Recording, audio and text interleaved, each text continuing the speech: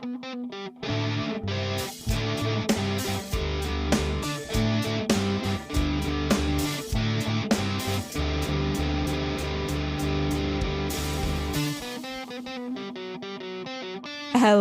it's Gray. Hello, it's Crystal. And this is Bisexuality Beauties, a supernatural commentary podcast where I, someone who has seen this show many, many times. And I, someone who only knows about Supernatural from social media, discuss every single episode of the show from start to finish. Also, we are both Asian. Both Asian. For today's episode, we will be discussing Season 5, Episode 3, Free TV, You and Me, written by Jeremy Carver, directed by J. Miller Tobin. I forgot that this is a Jeremy Carver. Although I assume that flies. Or does it? What are Jeremy Carver's other stuff? I just don't really have a grasp on what Jeremy Carver is like as a writer. There's no real through line. Or is it through line? It's probably through line. There's no real through line. He did In the Beginning. Yeah, he did In the Beginning. There is like a similar vibe, I feel, to In the Beginning to this one. I feel like there's like a connection you can make between the two. Mostly because Cass was in the car in that one also and then disappears. That's actually my only... Yeah, I mean, it's the connection. It's like, there were moments here where I was like, didn't the Supernatural people get told off that Cass sitting on Dean's bed in 403 was too gay? Like, is nothing here, like, pinging the don't let Cass sit on Dean's bed radar for whoever's in charge of making sure shows aren't gay? It is crazy that Cass is gay. Yeah, and homophobic to me. Heart emoji, even. He also wrote The Rapture. So that's a pretty, maybe not Cass, but Cass adjacent heavy episode. Yeah, and I mean, I guess he brings back the whole, like, Sam knows not to, like, make connections with people anymore thing, which was established Sam pretty also hard in The is Rapture in this episode. Yeah, I'd say he's got a more important plot than Dean does, I think. Yeah, but, you know, the thing is, like, this episode has issues, but the whole time I was just like, oh, Cass is here. That's true. He was there the whole time. Not the whole time, though, like, half the time. No, but, like, the thing is, this is also, like, I think the most time we've spent with Cass after, On the Head of a Pin. But, like, On the Head of a Pin is just a completely different vibe, of course. Like, it's very serious, very, like, you know, plotty. And this one, like, the Cass and Dean stuff serves a plot purpose, but also, like, not really. The real plotty shit, like, happens with Sam. And so, I don't know, this is, like, the first time we're hanging out with Cass, you know? And it's important to me. I keep on saying, I feel like every single episode since you say 422, that. I'm like, we're in Supernatural now. It's Supernatural now. Like, we're watching Supernatural. But this is like, we're watching Supernatural. There's no wrinkles on any of these men's faces yet, so it's not really supernatural yet. But it's supernatural to me. Well, good. I love Cass. Like, you know how it's like, it's Team Free Will and Cass is here. This is Cass. This is our Cass now. And I feel like this is really the beginning. You say that all the time. It's not Team Free Will. Sam's not there. But Cass has free will, and that's the whole point. Yeah. I love Cass so much. When do they even say the words Team Free Will? Like, it's not Team Free Will until they say the words Team Free Will. When Cass comes back from, like, going back in time and he's sick about it. Huh. It was the Anna one. Season 6 or season 5? No. Season 5. Okay. Song remains the same. Yeah, song remains the same. Cass comes back and he's, like, vomiting blood or whatever. I don't know. Maybe he's just sick and then he passes out. And they lay him on the bed, and Dean looks at Sam and goes, well, here we are. And then he says something. Like, he does a description for each one of them. And then he goes, Team Free Will. Okay, well, it's not team free will until they say that it's team free will. I mean, I keep on saying it's team free will, and you're like, Sam is not even here. But like in that one, Cass is passed out when Dean says it, so Cass may as well not be there. Sad. Good point. He wasn't mentally there. It will never be team free will, I suppose. Sad. Well, until we get to 2.0, then that's everybody's awake when Dean says team free will 2.0. All right, there we go. There we go. It'll be team free will in season, 14? 13. Well, free to be you and me. What did you know about this one? I'm assuming all of it. Well, I mean, I don't know Sam's half That's true. What I have down is that Cass and Dean go on a little date because they think it's their last night alive, and Cass hasn't fucked, so Dean says Bert and Ernie are gay, then takes him to a brothel, but he gets chased out because he tells Chastity that her dad didn't leave because of her. He left because he hated his job at the post office, and they laugh, and Dean says he hasn't laughed like that in a long time, and also fucks Sam forever, and then Cass disappears in the car, heart, I think. Yeah. And then I have that they're trying to trap Raphael in a holy fire circle, and there's lightning wings, and it's cool. And then I have Sam's fighting demons in a bar IDK, but he was not fighting demons in a bar. He was fighting human beings who suck a lot. Yeah, exactly. Yeah, he was so that's what I knew. You know when Dean was demons like drink demons, and Dean was like, "Oh, we all have our demons." You know how it is. Those are the demons that Sam was fighting in the bar. Exactly, and not bisexuality. Exactly. Sam has never fought bisexuality. Yeah, Sam welcomes bisexuality with open arms. Exactly. Okay, then editing on this thing, like. You're not an AMV editor. Stop trying to editorialize like this. What are these fades? What are these voiceovers? Who are you? Yeah. I mean, we keep on saying, like, it's supposed to be AMVs. But, like, honestly, maybe this is the reason why AMV is so popular in Supernatural. It's because of these goddamn dance sequences.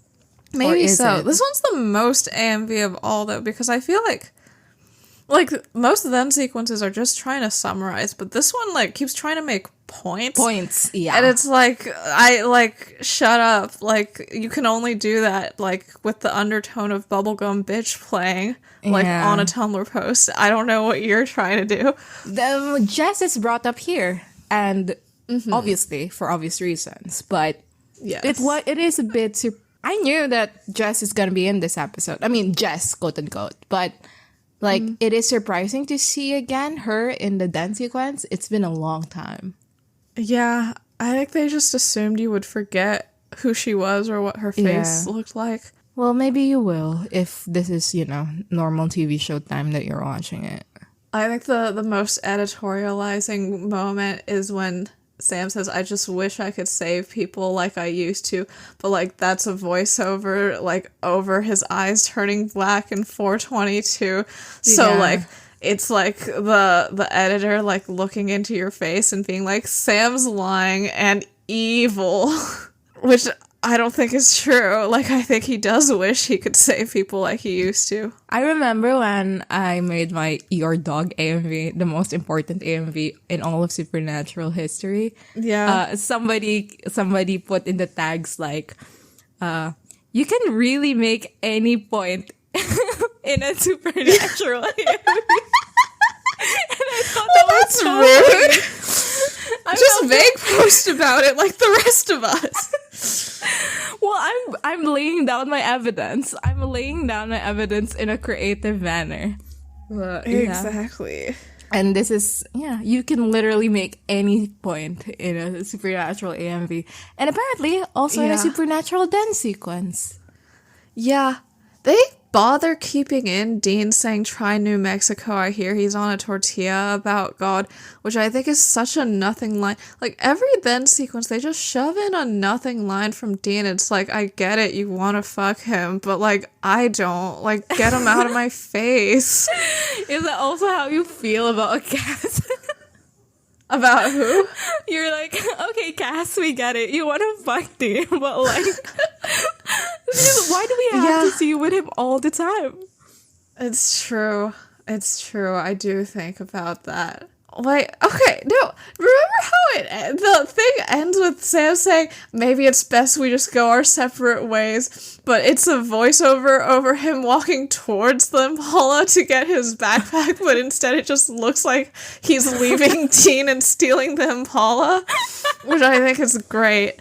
And then they have Dean's response of, well, I think you're right, but it's ADR'd over, like, Dean looking down, like, not moving his mouth at all, completely silent in the exact same scene, but, like, not the part where he says the sentence. Like, I think you can just show the clip of him saying the sentence. What was that? It's supposed to set the mood. It's like, well, Dean thinks he is right, but also, there is some conflicting feelings about that, you know? Which is the point that they're trying to make at the beginning of this episode. I don't know, just as an AMV editor, like, I would not put a voiceover over a scene where, like, the character isn't saying the sentence, but their face is, like, the only thing in frame. Like, it's a confusing thing to do. You are an AMV maker and not a dance sequence creator for Supernatural, which is... Yeah, my last bullet...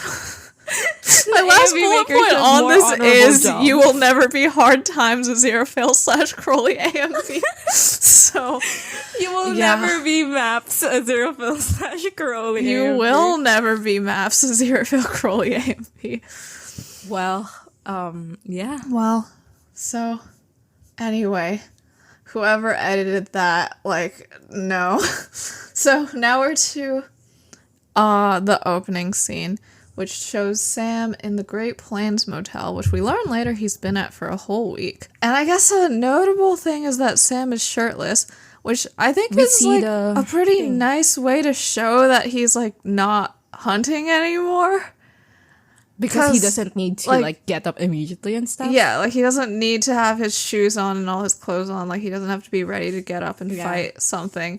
He is just feeling comfortable. Yeah, he doesn't need to, like, sleep above the blanket. Like, he can be comfy cozy underneath. Exactly. He can be so comfy cozy. Yeah. And also we see the anti-possession tattoo, which I think is fun because this is the episode where it's like, Lucifer is trying to tell him, like, I'm gonna possess you, basically. And yeah, I think in the last scene where Lucifer is saying that, like, Sam's shirt collar is open, but his shirt collar is open enough that you can see, like, the rays coming out of the sun thing, like, on the edges of it. Yeah. Yeah. I don't really quite understand the timeline of this. So, like, this is the first one. No. This happens, right? Mm-hmm. Yeah. Later on, the thing with Jess and turning into Lucifer, this is after this? That's after this? Yeah, like he has this dream today, then he goes through all that shit. Okay, him getting the job as a busboy was a week ago, but we're back to present day once he's like talking to his coworker and like goes through everything. Yeah? So, wait, what is the situation? Like, can you give me a timeline? He arrives at the bar and starts working. Okay, yeah. Sam and Dean separate. Sam hitchhikes to a bar and starts working as a busboy. He has a week where things are normal, besides his overly insistent coworker who keeps trying to go to dinner with him. He has a normal week. He has this dream about Jess. Then he goes through all the stuff with the other hunters. Then he goes back to the motel and he has his second dream about Jess where she transforms into Nick. How do you know that that's a week after? How do you know that he had a normal week? The week ago thing was because we had a montage. And he was just slicing lemons. It's just that? That's just the week? Yeah, that was the week. I thought it was Dean like did a whole vampire hunt. No, Dean did an entire vampire hunt. That takes several days. In a day. I think after the splash screen, we're back up to, like, modern day? Like, the Cass and Dean things are happening at the same time as the Sam things. Huh. Alright. I didn't understand that, and I was so confused. Like, was it like, after all that, Sam has this dream of Jess, and then he wakes up the in the morning, and he has his shirt on, and he's kissing Jess good morning. Like, what's happening? I couldn't understand it. Oh, yeah. No, there was like a day at least between those dreams. Was it like every single night after the first dream, he just keeps on dreaming of Jess again and again? Because that's what I imagine happened. Because like we just see he has 2 total dreams, and they happen one day after the other. And the first one is like yesterday, and then the last one we see is like today. Well, the first one happens yesterday, and then the stuff with the demon blood happens, and then it's today. Mm-hmm. Yeah. Okay. Are we good? How did you figure this out? I didn't know it was something that one would be confused about. I was so confused. I couldn't understand anything. The montage spans an entire week. But like, did they say that? No, but like, there's like a splash screen, and now we're back to like stuff not being a montage. Yeah, but you can assume it's still the continuation of the week. Why would it be, though? Because the montage ends, right? And Dean just looks over to the seat, and he's done, and then he's in the motel room. And it's like, well, we could still be in the week before. No, like, it just happened over the week. I mean, I trust you and I believe you. I'm just really confused as how if I'm watching it, I'm supposed to get that. I mean, I got it, and I watched it with Danica, and Danica got it. So, like, I think this may be a New York Times Connections kind of issue. Anyway, so Jess appears in his dream, and she's, like, next to him on the bed, lying on her side. Mm-hmm. And she goes, "Hey, baby, I missed you." Aww. And Sam calls her Jessica. Yeah. And he goes, "I'm dreaming." With Lucifer and Nick, he said, like, oh, like, this is a dream, but that doesn't mean it's not real.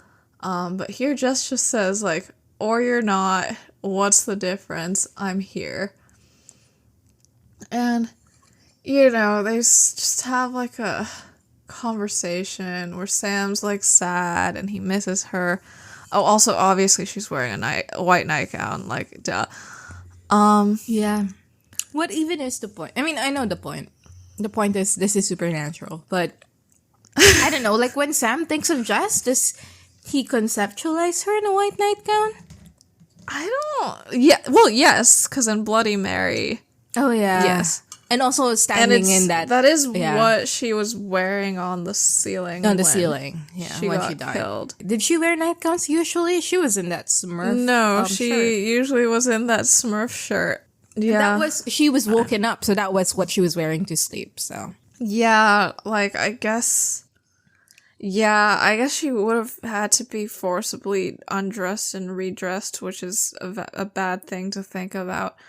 Like, whatever demon was sent to do that was probably told to keep the aesthetic exactly the same as Mary's death, so that had to happen beforehand. One thing about the demons is they have panache. They were like, we have a vision for the aesthetic, and we will push through with it. Yeah, so Sam's sad, and he's saying how he misses her, and then Jess starts saying, like, well, just stuff that Jess wouldn't say, because it's stuff that she didn't know about Sam's life. Mm-hmm. Because she didn't even know he had a brother. Like, Sam was gonna... Do you ever think about how Sam was gonna propose, and he was not gonna tell her at any point that he even had a brother? Like, not even, like, hunting. Just, like, he wouldn't even tell her that he had a brother. Yeah, well... And the conversation is that first she says that he's running away like he did to Stanford. And Sam says that it's different now because last time I wanted to be normal. This time I know I'm a freak. Hell yeah. And just repeats the thing about how, like, oh, like, even at Stanford you knew that there was something dark inside of you. And then she says that that's what got her killed, maybe. And Sam's hurt at this, and he goes, like, no. And then Jess says, I was dead from the moment we said hello, which is a pretty famous line for the Sam girlies and such. And, I mean, it is true because Supernatural loves to fridge, and they did create her to be fridged, so RIP to her about that. And then she says, like, that you can't run from yourself. Why are you running now?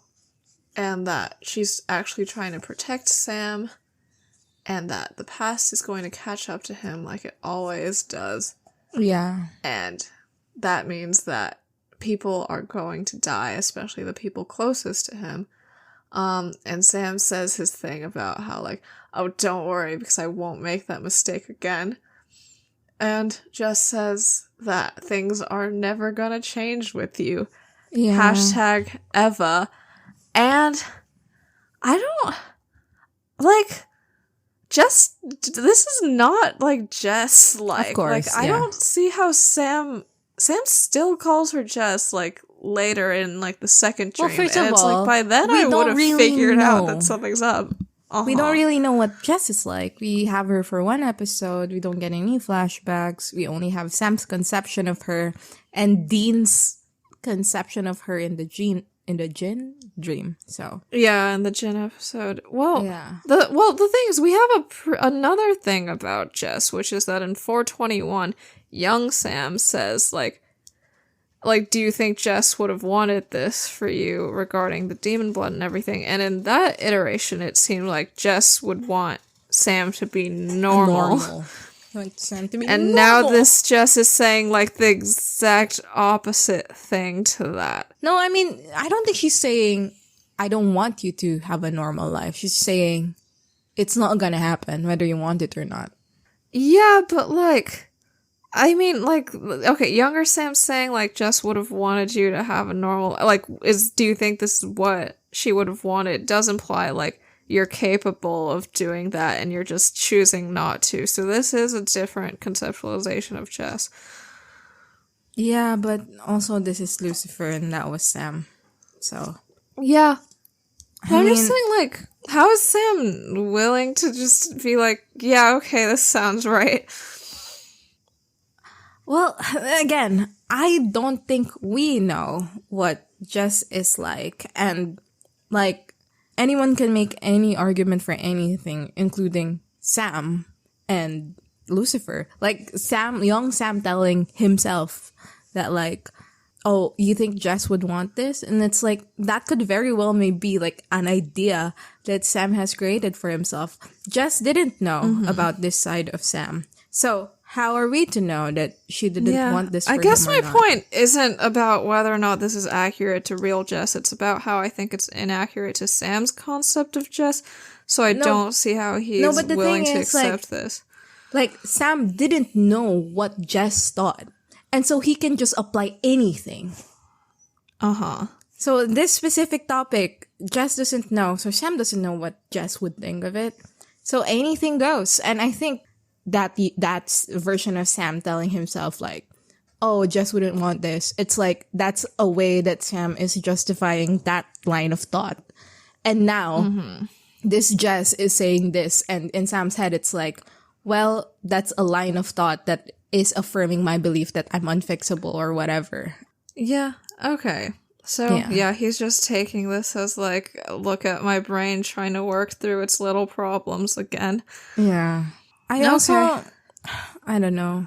I wish many people have said that, like, they should have brought Jess back as, like, a demon. Not as, like, she was a demon when she met Sam, but, like, she has turned into a demon in hell after she died. What a missed opportunity. Supernatural should have done it. I miss Jess. She literally was in one episode where she was nothing, but... yeah.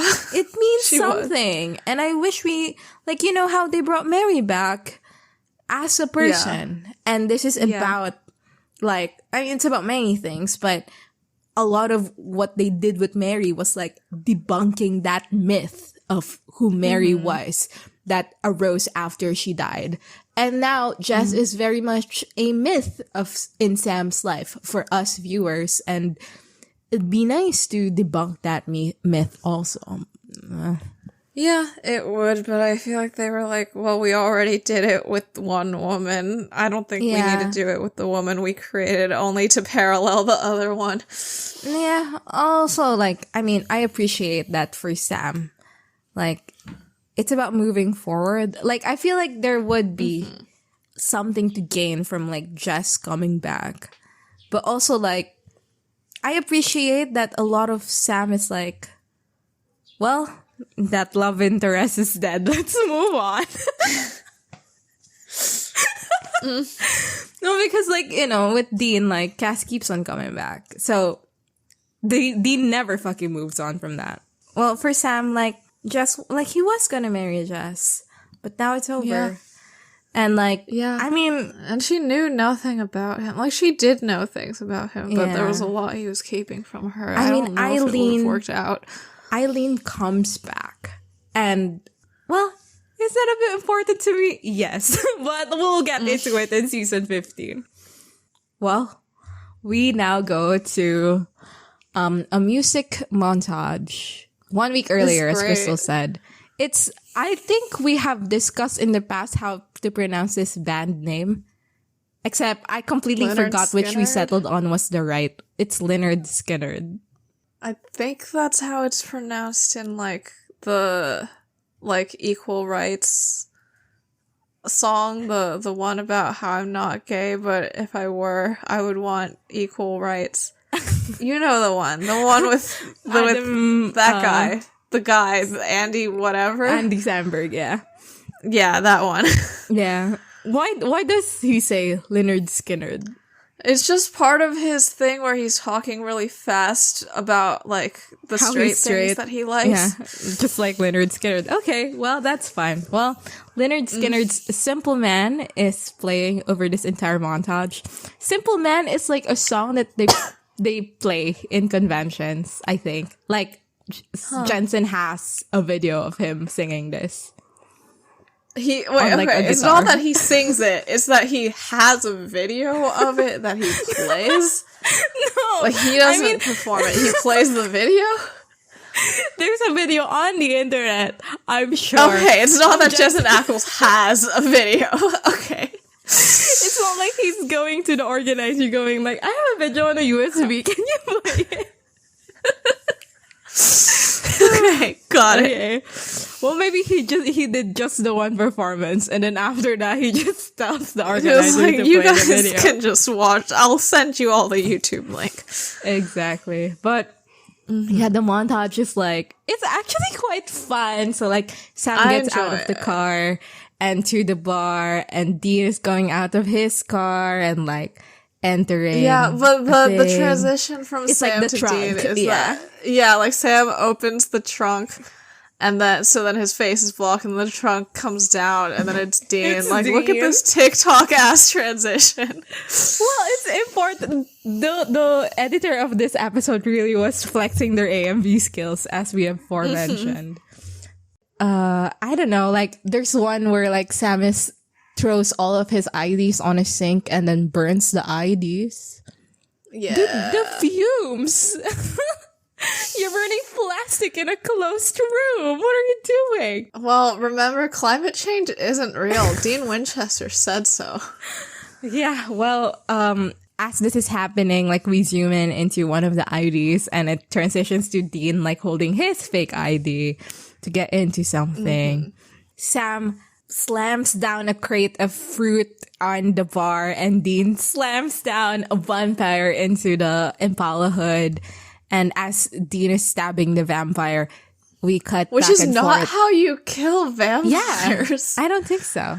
Like, what was that for? Like, he just needed to get his anger out on somebody? It's like, beheading, do that right? after you kill them. Yeah, you're supposed to behead them. Maybe he's sewing back and forth. Do anything? No, it's just behead. He's sewing like, I feel like his knife was aimed. No. Yeah, like, you're when he's right. the first stabbing, it was like aimed near his stomach area. Yeah, it was a stay still stab. But yeah, Sam's cutting the fruits, Dean's cutting the vampire. And then as Sam is wiping down the counter, Dean is wiping blood of the Impala. It's fun. It is so fun. Like at some point, Sam like wipes his forehead, wipes his sweat out of his forehead, and Dean wipes blood out of his cheek. Ugh, so fun. Sam better be working hard to pay for Bobby's medical bills. Like, does that man even have insurance? I mean, they'll find a way. Well, I don't know if hospitals take credit card scam money. Well, they ought to. There is a coworker that Sam is with, and she is just staring at Sam and like she's a hashtag pretty girl, and she's the lyric that's playing as that happens is "You'll find a woman and you'll find love." It's so unserious.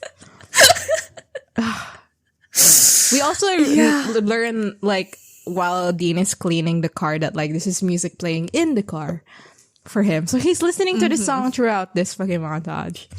What is the like Simple Man? Like what's the meaning of it? Yeah, I didn't look it up. I think it's about like live a simple, like it's like about your mom telling you how to live, and it's like live as a simple man, which I do find like fascinating that like the application of the song here makes it seem like Sam is trying to live as such. He's trying to live as a simple man. But Dean is too. Like, that's the implication here. Like, this is what Dean thinks is like the honorable simple man thing of him to do. Hunt.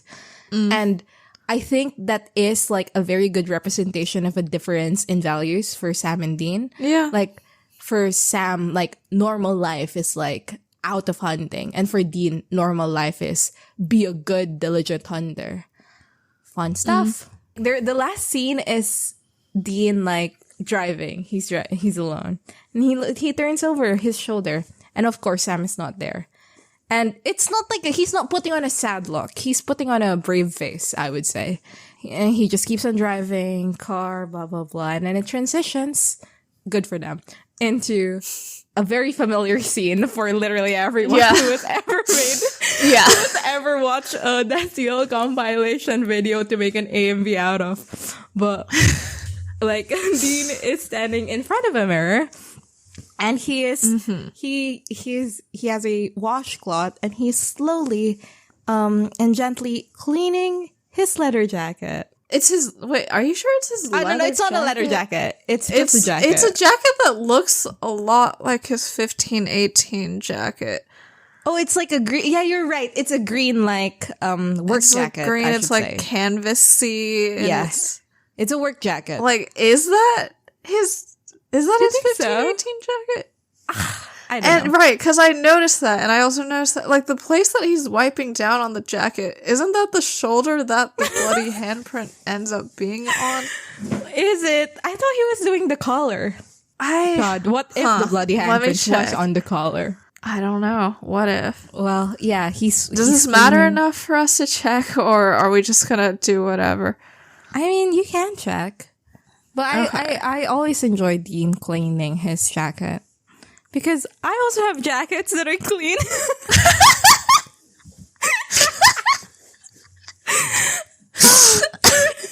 Thank God for representation of people who clean their jackets. Exactly. Yeah, I mean, I think I just inserted the fact that it's a leather jacket into my mind. Because, like... Because you have leather jackets. No, yeah. I mean, you also... You clean this way specifically because you can't really wash that shit regularly. It's the shoulder which is near the collar. I think it is a little more gray than the 15-18 jacket, though. I mean, but it could also just be the coloring. That it's lighting, but yeah, like lighting or coloring. But it does look a bit darker because the 15-18 is like sort of a middle green, right? Yeah, or. Well, I choose to believe it's the same jacket. Does this mean something to anyone? Well, you brought it up, so it must mean something at least. And then Cass appears, like, beside him pretty much. And Dean, like, slouches over, like, he gets startled by this. And then he goes, "Don't do that!" And then he turns around. Yeah, and at the don't do that, Cass just frowns. Like, he's like, why not? Like, Dean goes, don't do that. And Cass says, hello, Dean. And Dean turns around.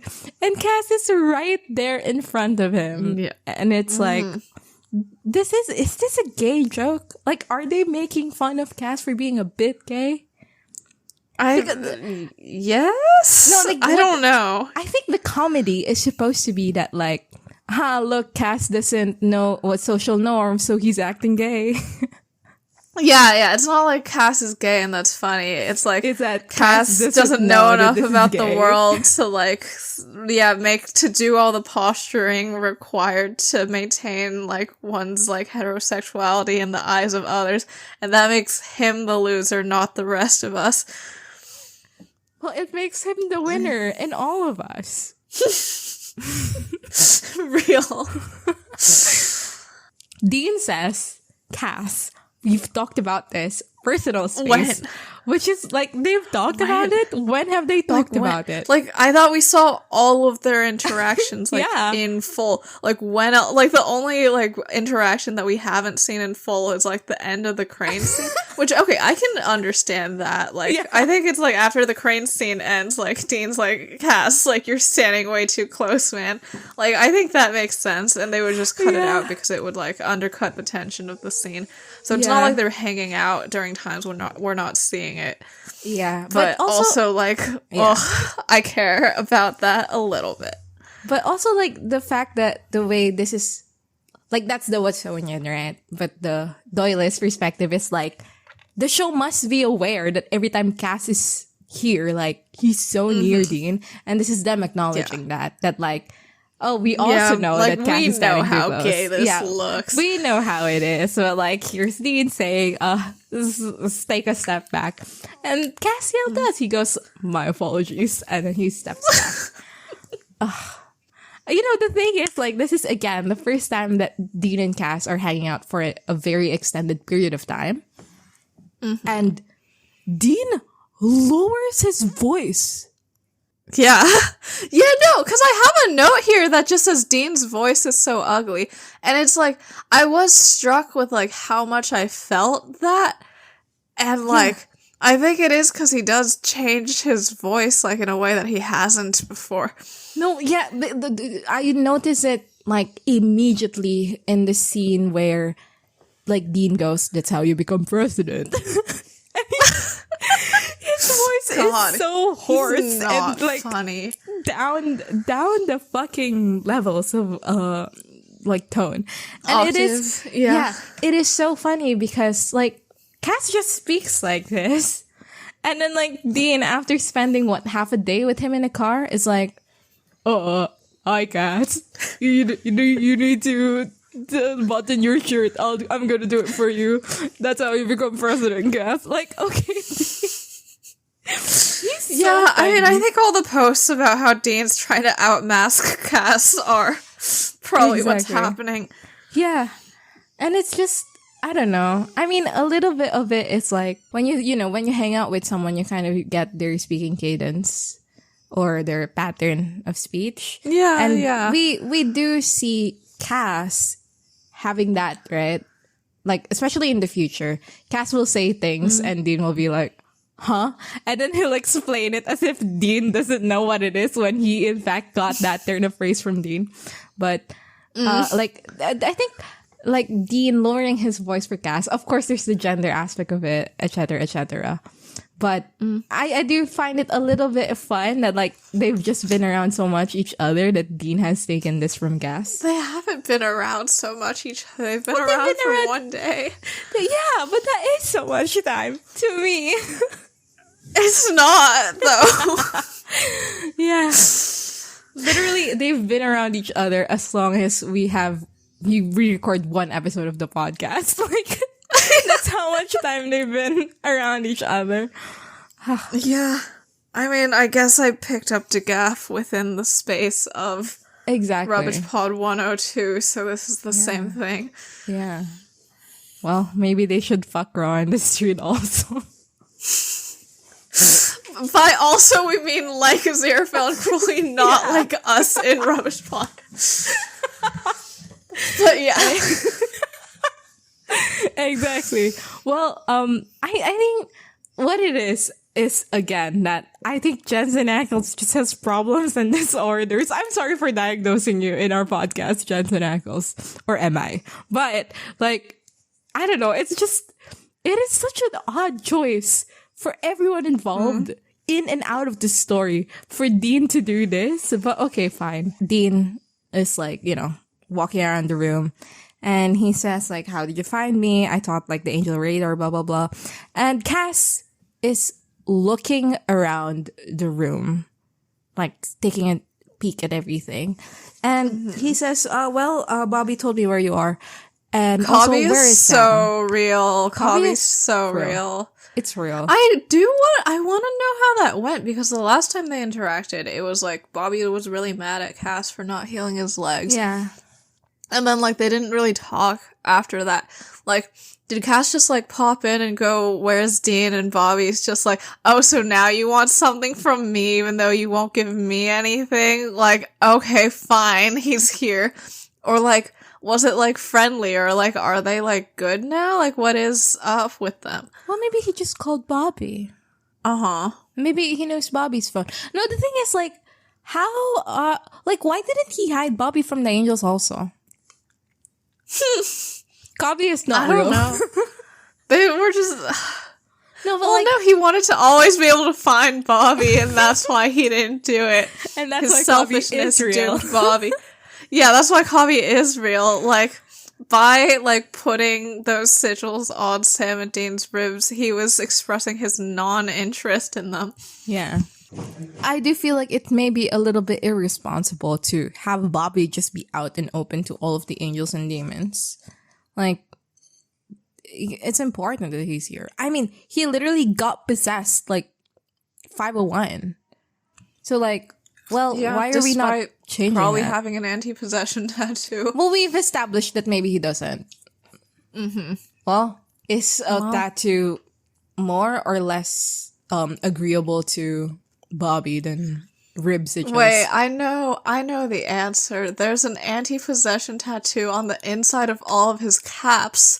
So then, when Sam knocked his cap off of his head in 421, like, he was just exposed to the world. Exactly. And he got possessed. I mean, you know what? Like, you know how, like, the clue at the beginning of 501 is that he's not wearing his cap? And he puts so it that on means he's possessed. to see Sam and Dean. Yes. I love it. You're absolutely right. You're absolutely correct in every way, shape, and form. Well, maybe the tattoo is on his bald head. And then that's why we didn't know that it was broken, because we couldn't see his bald head. Is he even bald? Well, I don't think that's true. I don't know. He better be. I'm gonna slap his bald head. Cass asks where Sam is, and Dean is hesitant a little bit. And then just goes, oh, me and Sam are taking separate vacations for a while. Yeah, so he thinks this is temporary. No, I think this is just something he's telling Cass to get out of the conversation. Whether he actually believes the temporariness or not, I don't think we can glean it here in this conversation. I mean, I feel like it's pretty easy to not say for a while. Yeah, okay. Yeah, I get that. But also, like, Cass is invested in some way on Sam and Dean. So maybe Dean is like, don't worry. Dean asks about God and his necklace.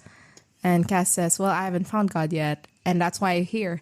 I need your help. Cass says that he is looking for the Archangel, the one who killed me. His name is Raphael. And Dean says, you were wasted by a teenage mutant ninja angel. Love that. Oh, I don't care about Dean. I think it's so great that Raphael is the Archangel assigned to Chuck. I didn't think that was an answer that we were gonna get. Wait, did you ask? What? We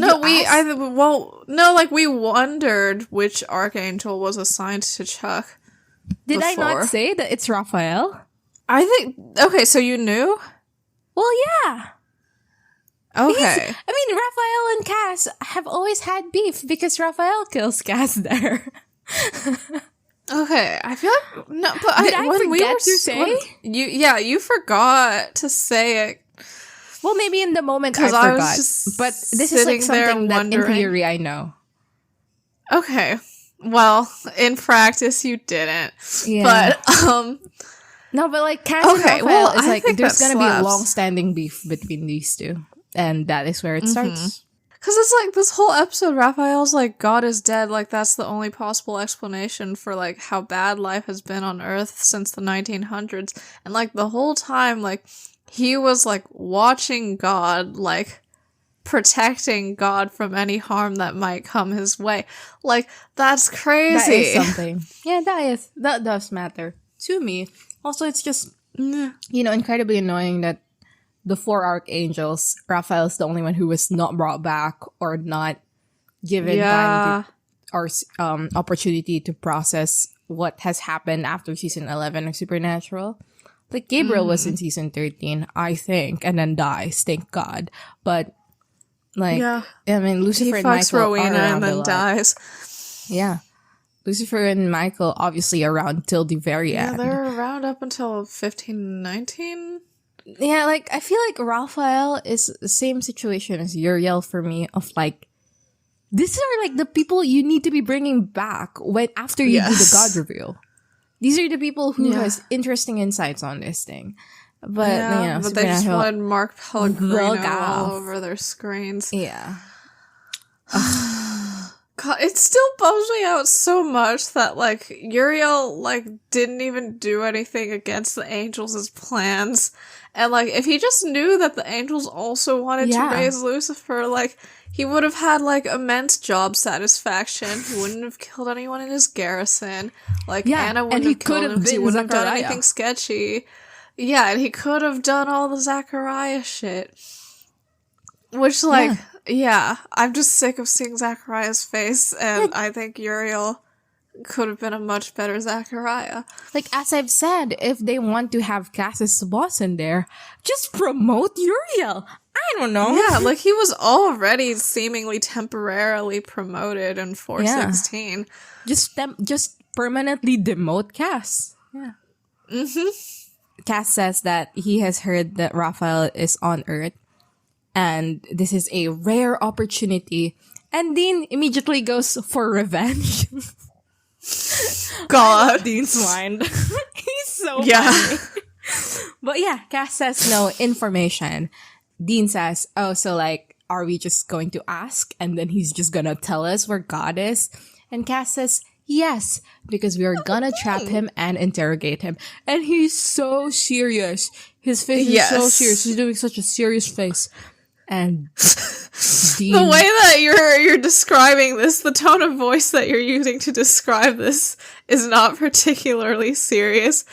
You're using your, like, talking to cats voice. Am I? What do you mean? I don't know. I feel like the way that you were describing Cass looking so serious was like in the way you talk about a baby's cheeks being fat. No, I was doing it like that. It is cute. Like, Cat's face is so cute, but he's so serious. Look at him. That's the vibe. This matters to him. This is important. He's been through shit. That's what we have to take him seriously. His feelings are real gray. He's not just a sex object. Just because I've said that Cass is just a sex object doesn't mean that we can both be like that. He's a sex object to you and not to me. Yeah, I do think it's great. Like, he rebelled like once.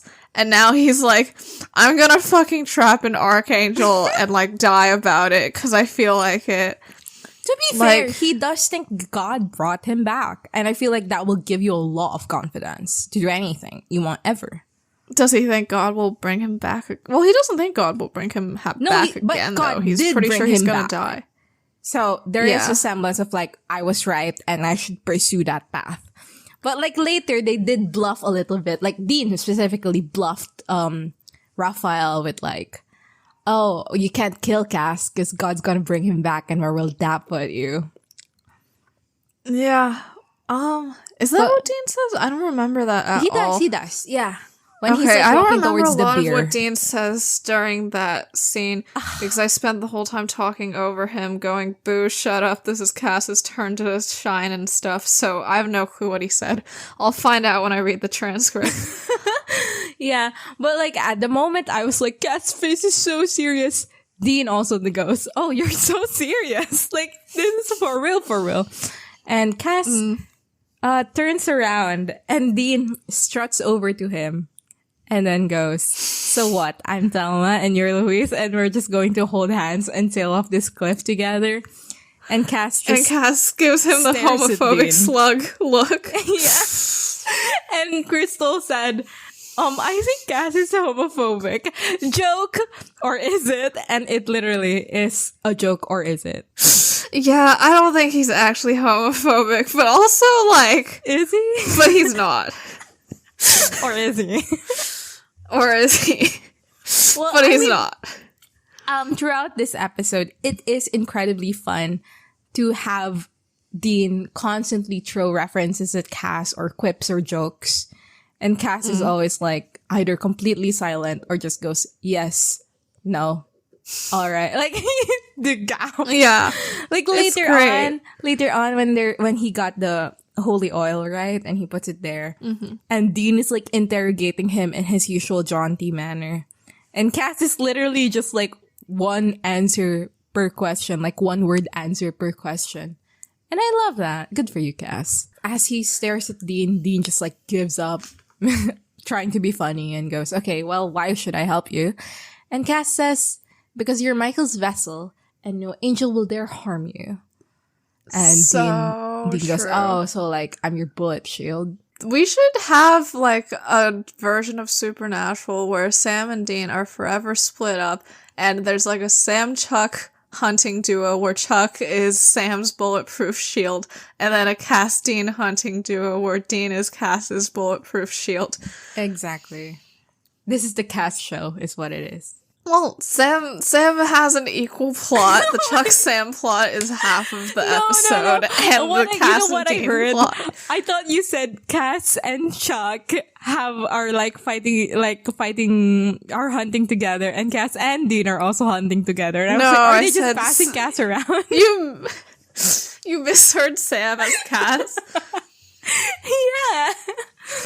Well, maybe I said it wrong. Maybe when we did. Look back at the audio, I'll have said it wrong, and I'll be the forever dumb and ever. one. Yeah. Yeah, and you'll laugh forever and ever. Cass goes super serious again. He puts on a super serious face, and he walks towards closer to Dean again, and goes, "I need your help because you're the only one who'll help me. Please." And like, there's like pauses in this sentence. Yeah. Like, it is not said in one stream. It's I need your help because you are the only one who will help me.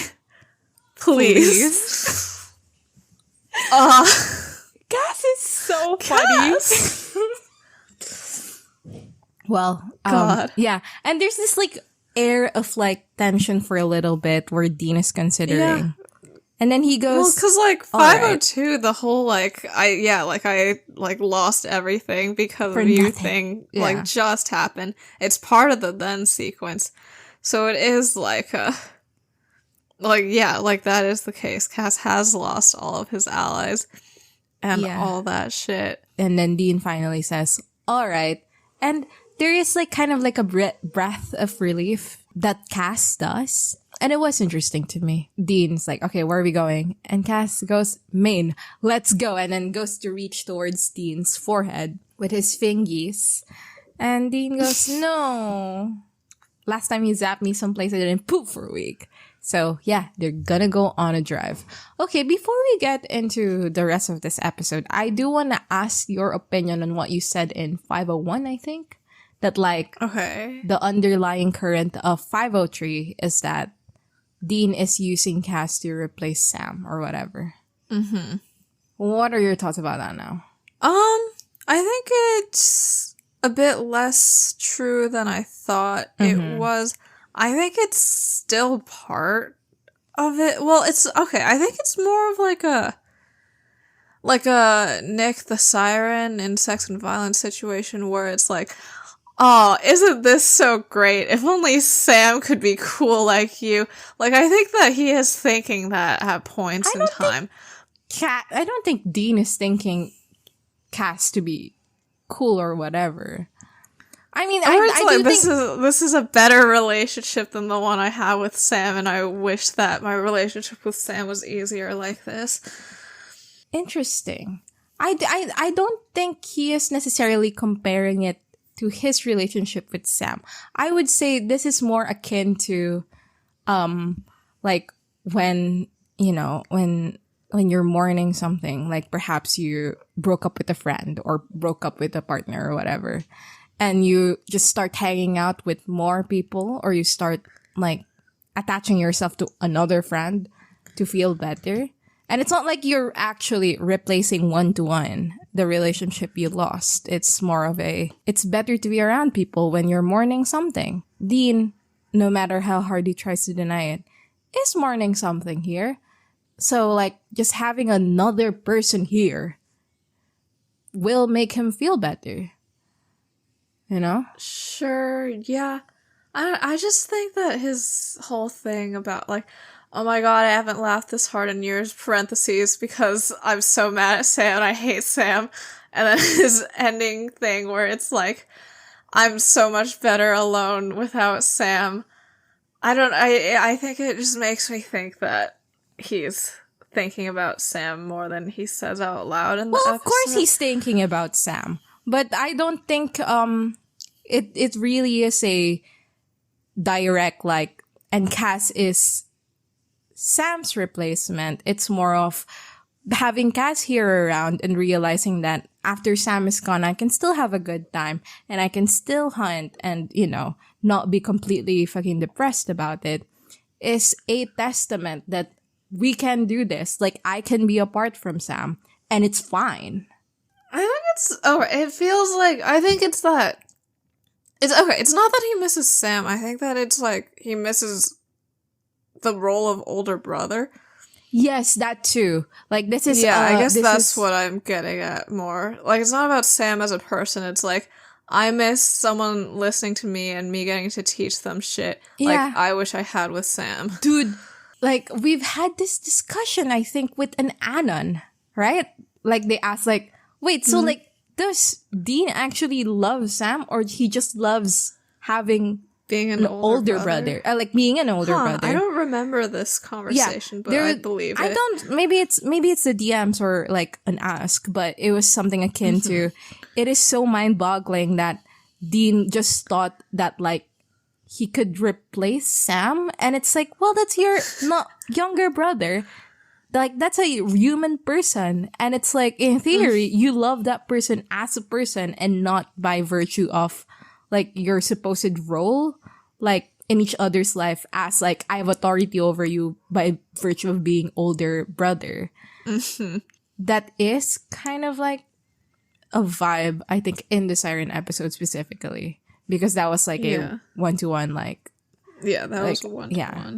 I want a brother who respects me and respects my interests or whatever, versus like, well, but there you have an actual brother, and like, well, I mean, don't you love him? Like, I don't know. And this one, I think, is just a tad bit different from that perspective. I don't know, maybe because I'm like, but Cass is so very important and special, and how could you not love Cass just by virtue of who he is as a person? But, like, yeah, I think it's more on the side of you're trying to find your footing after you lost something and realizing that you can live with that loss because you're able to have fun. It is incredibly funny that Dean at the end was like, oh, I'm so happy. Like, look, I'm so happy that, like, I'm able to be happy even without Sam. I mean, you're here and you're not even that much fun, and I still had fun. And Cass just leaves completely.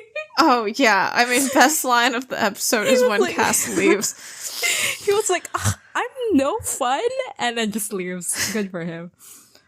Okay, yeah, I think I see your perspective, and yeah, I think it is a mix of what you said, and also just Dean wanting to be in the older brother role. And that doesn't mean Cass is necessarily, like, Sam for him, but he is just, like, a person who fulfills some of what Sam fulfilled for Dean emotionally. Yeah. Like, Dean likes a specific dynamic in most of his relationships. And, like, the dynamic of, I'm someone you respect and, like, follow, and I can teach you how to do things. Like, Dean is a leader type, and he likes... is he a leader type, or he just likes being in control? No, I think he is a leader type. And when was he a leader? I don't know. In a school project in the past, probably. Let's do it. Well, I mean, I don't know. Maybe Dean led a school... Dean is the worst guy to have on a school project. Dean should have led a basketball team, is my wholehearted belief. He should be so bad at it, but he should be, like, the personality hire. Everyone would quit. He should be the personality hire. Like, for bad personalities? Yeah. He's the opposite of a personality hire. He's, like, there to piss everyone off so they try to do better. I mean, I don't know. Like, to me, I think Dean likes the dynamic where he is leading. And Dean likes leading, but yeah, I guess I assume leader type to mean that you're good at it. Yeah. But you just mean that he likes being a leader. Yeah, I think he likes being a leader. I think he's bad at it, though. I don't know. Like, next episode, 504, the end, we're gonna get a Dean who has, taken the role of a leader type in a big setting. So, like, I think, and I think that characterization is in character for Dean. So, like, you know what I mean, right? Like, I can see the follow through. I don't want to watch 504. I'm so completely uninterested in this AU. But maybe it'll surprise me. I mean, it's Zachariah's conceptualization to try to get Dean to do something. Like, I don't think I would take any character insights from it. I think Zachariah is pretty good at that thing, though. Like, we like The Terrible Life, and that's Zachariah. Well, he just swiped their memories and put them in a situation. Like, they made all those decisions themselves. Like, his, like, headcanon is valid. Like, Cass and Dean are not... Like, that's, like, it's valid to him, but, like, I don't really find it particularly interesting. Let's get into it. I'm not interested in Zachariah, but yeah, okay. I think, there is a chance you'll change your mind, but there is also a chance that you won't. Let's see next episode. I mean, Cass is hot with the beard. Maybe that'll change my mind. I actually don't think so, but whatever. Huh. I mean, I'm not gonna defend. This will be a riveting debate next week. I don't really find myself wanting to defend the end that much because I just do not have the same fascination over it that many people in the fandom do. Yeah. But yeah, I think it could be an interesting conversation. Yeah, but like Dean, as someone who likes to lead, would want that kind of dynamic in his relationships. So yeah, just like me for real. I mean, at least people want you on group projects. At least you'd be good at it. Dean's like leading everybody to an F with full confidence. Well, yeah, and he also did try to do a suicide mission with everyone without telling them, so. And that's what getting an F in school is. Exactly. It's Lindsay being the most annoying. I'm so sorry for this woman, but she is so annoying. Yeah. So sorry to this woman. I'm curious about Jeremy Carver's romantic relationships in his personal life. Honestly, like, what is going on? I mean, we very rarely think of Supernatural as a reflection of the writer's psyche. But my God, like, let's reflect on that psyche, Jeremy Carver. Yeah, I think Danica was just like, I think Lindsay is like that thing where men say that they like a woman who knows what she wants. So, like, I think that is what they're trying to do with her. Like, it's like being this, curious about other people's life. And basically a stranger, like Keith is a stranger to Lindsay, right? Mm-hmm. And she's like, why are you not telling me about your past that you're clearly traumatized about? And the thing is, like when they had the actual conversation, and she brought out her sober her sobriety chip. Her chip. Yeah, she brought it out, and she was like, "I know what it's like, and you can tell me, it's fine." I did think to myself, like, maybe this type of prying is a result of that. Like, she clocked Sam as some kind of someone trying to get sober or be sober. But so, like, she wants to help out in that way. She wants to connect in that way. But still, it's too much. It's still too much. Yeah, I feel like that could be a reasonable... not push in that kind of situation. Like, that could be a reasonable reading. It's just, even then, it's... Well, she shouldn't be. She still shouldn't be doing this. Because I think the idea of the episode is that, like, Sam actually wants her so bad, but, like, he's holding himself back because he doesn't want to make human connections. So, like, you don't think that that's what the episode's going for? No. You think Sam is interested in her at all? I think that the fact that this opens with Sam saying that he's, like, not going to make the mistake of getting close to anyone again is supposed to color what we think about his reactions to Lindsay. And also because, like, this is the episode where we're supposed to think Cass wants to fuck a woman so bad and all he does is look scared and upset. So, like, I think whoever directed this episode thinks that arousal is just you looking scared and upset. So, like, that's also what's happening with Sam. They're like Jared Padalecki, like, we're gonna show that you're really into this woman by making you look so sad and bummed out every time she talks to you. He doesn't even spare her a look outside of those conversations. I think we're supposed to think he's holding himself back. I don't know. I think maybe he is holding himself back, but it's a very easy thing to do due to he's not interested at all. Yeah, no, the thing is, like, if I was just going off of, like, acting choices, I would be like, he's not interested at all. But, like, I think that in the episode. Yeah, I think that the theme of the episode is, like, Sam is holding himself back from being his true self, which is, like, a hunter and also someone who fucks. Yeah. Plus, we had that simple man, like, lyric over the Lindsay Sam look. So, I think that authorially we're supposed to think he's into it, but, like, nothing about the acting choices or like implies it. And also the writing to any normal person would not indicate to you that he's into it. But I think the intent is that you're supposed to think he's into it. Yeah, well, it's so confusing. I mean, it's just, like, I understand that not everything is for me and about me, and I can understand.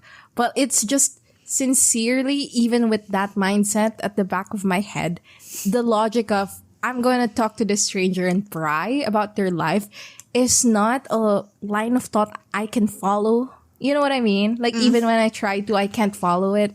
So, yeah, I don't know. I mean, Danica was a lot more sympathetic to this episode than me. I think she was just saying, like, well, Lindsay's like a bored townie, and, like, this mysterious hot guy has just come into town, and, like, she's got nothing else to do.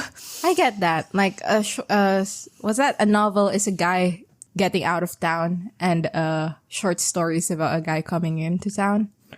That's something people say, right? Okay, yeah, sure. And so this is like a guy coming into town. Yeah, she's just seeing Sam as sort of like a game for a bit. And that is annoying, but I can understand that instinct in a person. But also, I do think that Jeremy Carver just has something weird going on in his head. Jeremy Carver and J. Miller Tobin. Yeah.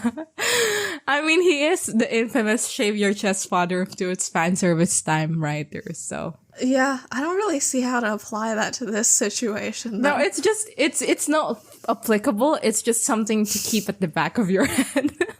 Okay, like, we should forgive him all his bad writing decisions because he told that father to shave his chest. Like, if we are going to psychoanalyze Jeremy Carver, which we are not doing, just for the information of everyone. Yeah, we have to remember that he's attracted to women who #know what they want and to Misha Collins. Yeah, exactly. These are facts. These are irrefutable facts that we need to keep in mind. We're back to the bar where Sam works in the present day. And Like, okay, yeah. Lindsay's like at the dartboard. She's throwing darts. They land all right. She asks Sam, "Hey Keith, you play?" Which means that he's going by the name Keith right now. Love that. Which Ooh. is that like a music artist, like a classic rock artist we're supposed to know whose name he took? The only Keith I know is Keith Haring. Who the fuck is that? I don't know who that is. Keith Haring is an American artist. Oh no. Emerged from the New York City graffiti subculture like of the 1980s. Yeah. The guys, yeah. Who is another? Keith Urban is a music guy. Okay. Is he a classic rock guy? Australian and American singer, guitarist, and songwriter known for his work in country music. He's not a band guy. He's just a guy. Okay. Well, let's look up famous Keiths. It doesn't matter that much. I'm over it. I want to know who the famous Keiths Sam are. named himself after the main character in Voltron Legendary Defenders. Next. There's a guy named Is Keith even the main character of Voltron? I don't know that much. I don't know anything about Voltron other than Danica. Like, it's bad. So much, that's all I unreal. know. Yeah. Right, so she's being flirty, and he seems to be like friends with her, like an okay amount. I don't think she's trying to flirt with him. I think Okay, she literally is just being this. nosy. Okay. Like, every single time she was like, let's go to lunch. It's like, well, you're not Aziraphale and Crowley going to the Ritz. It's literally just like, she just wants to know about Sam's life. And after the lunch, he's like, I'm off to the world. Goodbye, Sam. Okay. Or Keith, that may I be suppose. so. Sam asks what they're playing for, and Lindsay says world peace. So, she's like hashtag quirky, hashtag funny. You've said in the past that most of Sam's love interests pursue him and are also snarky. Are there two things? Right? And am I right or am I right? I think you are right. Yeah, like, she seems to fit the Sam love interest of the week MO quite well. Lindsay's like, oh my god, you finished the New York Times Saturday crossword? Just like us for real. You're, like, so smart. Like, okay, I guess when you don't have the auto-checker online... I guess if you don't have the auto-checker online, probably New York Times Saturday is hard. Okay, I'll take it. You blow into town last week, you don't talk to anybody, you're obviously highly educated. You're like this. And then Sam says, riddle wrapped inside an enigma wrapped inside a taco. What does that... What is this a reference to anything? I don't think it's a reference. What? The only reference to riddle I know is Enigma. Yeah. Edward Enigma. Yeah. The Riddler. Yeah. No, the Riddle. The Riddler, yeah. I think he's just trying to match her energy, like her quirky girl energy. Yeah, Sam thinks he's a quirky girl too, and he's not. He's annoying as fuck. Well, I mean, he's trying to match Lindsay's energy, and Lindsay is annoying as fuck. So, this is just a self-perpetuating issue. Yeah. They're auto-borrowing being annoying. I don't know, I guess it's like, he's like, the fact that he's matching her energy, like, I feel like that is like a flirty thing to say, like, oh yeah, I am so mysterious, you know what I mean? Like, I guess that's part of why I think we're supposed to think he's into it, but holding himself back. Also, do you think it is obvious that Sam is highly educated, as she puts it? Mm-hmm. Do you think so? Like, if you saw Sam IRL, you'll be like, oh yeah, that's a guy who... If I just saw him? Like, I mean, I wouldn't know if I just saw him. Like, she's just doing it based off of his crossword prowess. Ah, yeah, you're right. She did mention the crossword. Yeah, like, she's just talking about the crossword. Like, yeah, if I saw him do all of it on paper with no mistakes and complete it, then yeah, I would be like, well, you know a lot of things. I don't know if that's through formal education or elsewhere, but... So, Lindsay says that what they're gonna play for is that when she wins, he'll buy her dinner and then tell her his life story. What a fucking nosy ass thing to ask for. But okay. Yeah. And Sam thinks this too, because he goes, sounds fair. And then, like, without blinking, without anything, he just, like, 3 darts in a row right in the center of the target. Like, I win. No date for you. She should have done that thing that Merida does in, Merida does where she splits the dart. Splits the fucking last arrow. Sam should have done that. Like, what they should have done is, Lindsay has thrown one in the bullseye and then asks Sam for it. And then Sam splits the dart. Iconic. Yeah, this is a great Sam is gay scene also. It's very, I'm lactose intolerant. Yeah. Like, he doesn't, like, acknowledge her or talk to her after that because he's distracted by what's going on in the news. So he just, like, stalks away over to the TV after. And she says, very mysterioso, what's wrong with her? I feel like those are kinds of things that you keep to yourself. Like, maybe you think it, but keep it to yourself. Yeah, I don't know. I think she just wants to be, like, sort of like the narrator of her life, and I respect that. Exactly, yeah. Yeah. Right, because afterwards she goes, I like it. Like, girl, stop it. Calm down. Sam just does not give a single shit. Yeah, he's not listening. He is just looking at what happens, which is that there was a fire nearby, and then there's a really bad hailstorm turned into lightning strikes. Oh, the fires that caused the fires. Like the fires in, like, the big ones in the forest. What's that called? Forest fire? Forest fires? Yeah. So it's a big deal. 20 acres is that. Which we have learned the size of through this podcast. Somebody emailed us about it because we were talking about it in the Road 6. Oh, no, the one where there's a lady in the road and, like, she killed a guy. And now she's a ghost forever in that road. Roadkill. Yeah. There's a road and she killed a guy. There's a road and she killed a guy.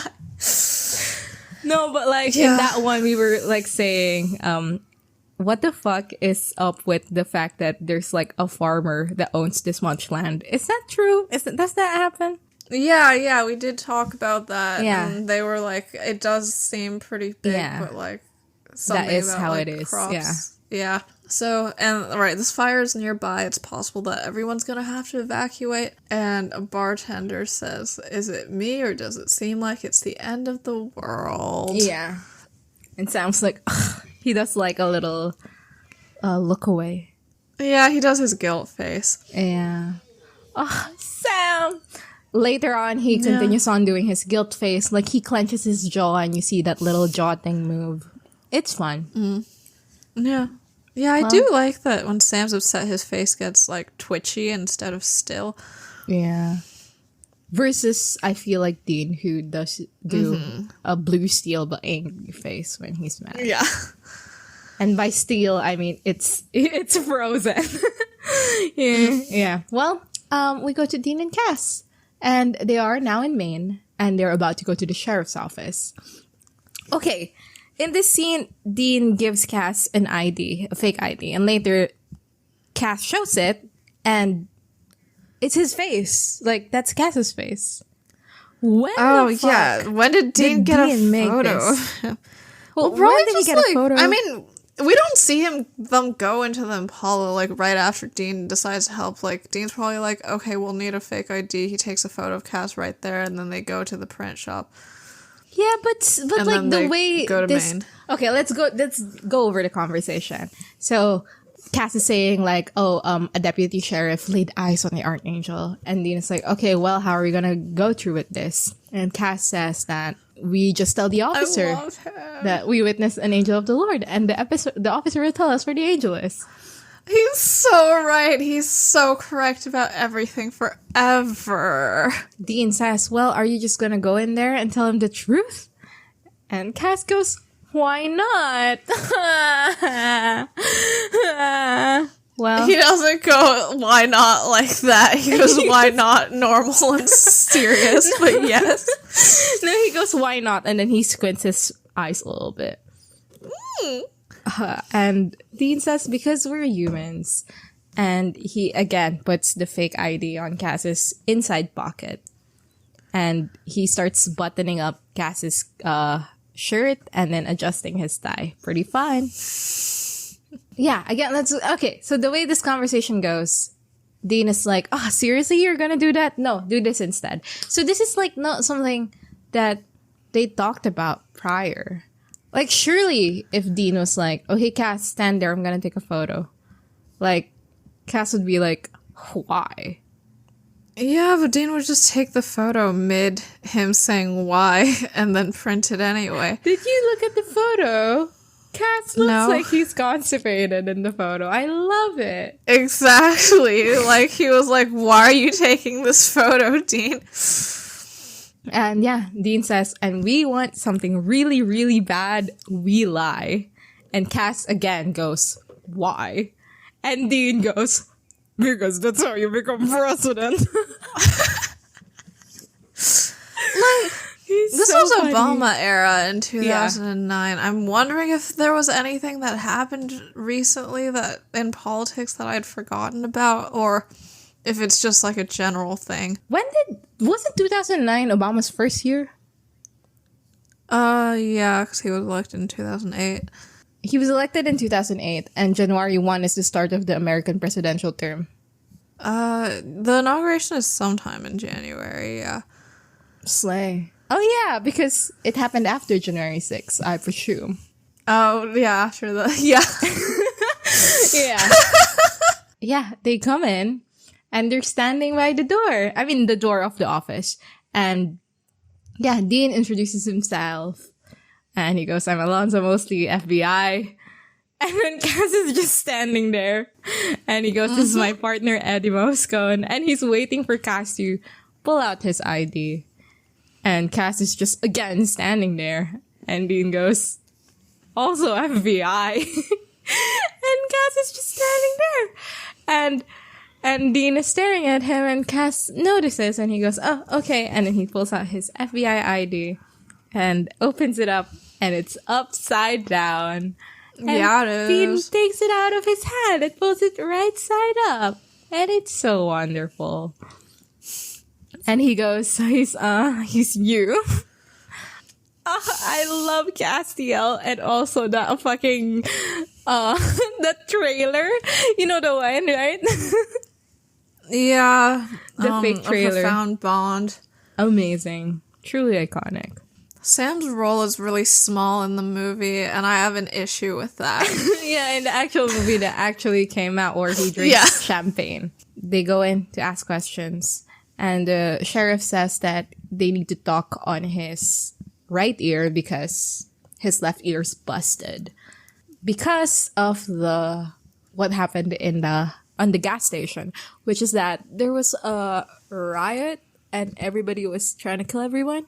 Throughout it, the sheriff is like, I have no idea, like, but they were trying to kill each other. And Cass leans towards Dean and goes, it's angels and demons, probably. But like loud enough for the sheriff to hear also. And the sheriff goes, huh? Like just looks at Cass. And then Cass very earnestly, very sagely goes, they're skirmishing all over the globe. And then the sheriff's like, what? He's so everything. And then, Dean and Cass are saying, like, Dean is saying nothing, but every single time he says it, Cass just goes, demons. Demons. And then Dean says it again, and Cass goes, demons again. And then Dean finally says, demons, drink, adultery, we all have our demons. Iconic. The officer is like, okay, well, the explosion happened, and it's not like a gas tank explosion because it doesn't look like it. It looks like, and Cass goes, it's pure white. And like the officer goes, yeah, the gas station was leveled. Everybody's dead. And then there's this one guy kneeling, real focused, like not a damn scratch on him. He's Donnie Feynman, a mechanic. And Dean is like, okay, well, did he just, let me guess, did he vanish into thin air? And officer says, no, actually. No, he's like, down. You weirdo. No, yeah. Why would you say that is like the vibe. Goes, no. So true. Yeah, he's down at St. Pete's, and Cass, who this entire thing, like whenever we pan to him, he's just sitting slouching a little bit, and he's just nodding very seriously at everything. He leans over to Dean and goes, St. Pete's. And Dean goes, thank you. Lovely. They actually do visit Donnie, the vessel, and he's just a vessel now. Raphael's not there. And he is, like, seating on a wheelchair, right? He's seating on a wheelchair. Yeah. And he's sort of staring into space. Unfocused, like, very phased. He's just staring out the window or something. And yeah, Cass says that this is an empty vessel. And Dean asks if, like, oh, is this what's gonna happen to me with Michael? And Cass, very serious, like, everything he says is not, like, delivered with any gravitas. He's just saying it. He goes, no, not at all. Michael is much more powerful. It'll be far worse for you. Yeah, baby. He did gaff, and I love him. Yeah. Sorry to Donnie Finneman for what happened to you. Do we see Donnie again, or is the next time we see Raphael in the woman vessel? No, wait, we do see him again in Man Who Would Be King. Yeah. But then Cass kills him. We do see him in the woman vessel later.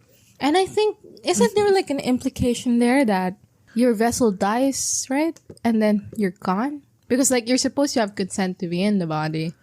And so if the person inside dies, then you're off. Well, I thought it was more just that Cass's bright light thing, like, destroyed the body, so there's no way to keep using it. You can heal a vessel.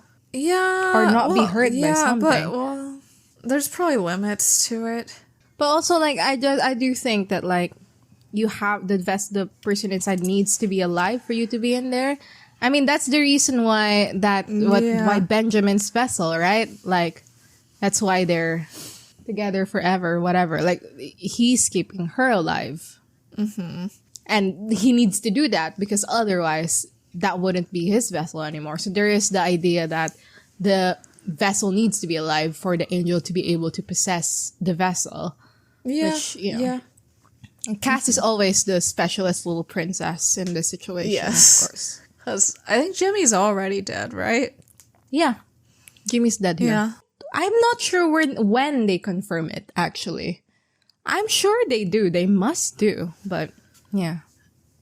I mean, if they were gonna confirm it, you'd think they would do it in this episode like they did with Ruby right before she and Sam have sex. Why? Because Cass is going to have sex. And if Jimmy was there, that would be bad. I'm going to look up, actually. Oh! Okay, here's the thing. Jimmy is still alive here. He is? Well, that's not good. Okay, in Sympathy for the Devil, it's revealed that Chuck that Cass and Jimmy were blown up by Raphael. God later resurrects Castiel and Jimmy too. And then in My Bloody Valentine, Cass's ravenous desire for red meat was because of Jimmy. Still alive. And then Swan Song, Castiel is again killed by Lucifer. And Jimmy's body is once more blown up. And then Cass is resurrected by God as a seraphim, still in Jimmy's body. And Jimmy does not return and ascends to heaven. So the entirety of season 5, Jimmy is still alive. He's still here. Well, they should not have had this plot line then. That's great. Okay. You're right that they should have addressed it here. I just thought it was like addressed already because I thought Jimmy was dead already. No, I guess he's not. Yeah, I guess, like they cared about it with Ruby, but not for Cass. Why? Who wrote the Ruby and Sam episode? I thought that was a Gamble. Let me check. That is a Sarah Gamble. Yeah, this is Carver, who has different values by being a different person. I think it's just a lack of caring about it or awareness that, oh, okay, we should address this. That is crazy. Yeah. Well, okay. Well, I don't like that. So we are now at the Great Plains motel room, and Sam is doing some research, and he's on his phone. He scrolls down in his contacts to Dean and thinks about calling him, but eventually just scrolls back up to call Bobby. Dean has a New York City area code. Oh, Sam is using a BlackBerry. Oh, is he? Yeah, I think so. Or I mean, a BlackBerry style phone with the QWERTY keyboard, which is pretty fun. I mean, later on in, I think, season 11, Sam takes a picture of a sigil with, like, a smartphone. So by the time season 11 rolls around, they're smartphoning it up. Sam has earlier adapter of Apple technology kind of vibes. I mean, no, but, like, the thing is, at that point, Sam was using this, like, a phone that was, like, old for the time, right? And I was like, come on, you're buying this with stolen money, like with fake credit cards. Just buy the most expensive one, I believe. Like, well, you need to be using the iPhone 15 Pro Max when they're hunting, so they would probably prioritize like sturdiness of phones, and like this is true. iPhones break like anything. Sam calls Bobby, and they have a conversation.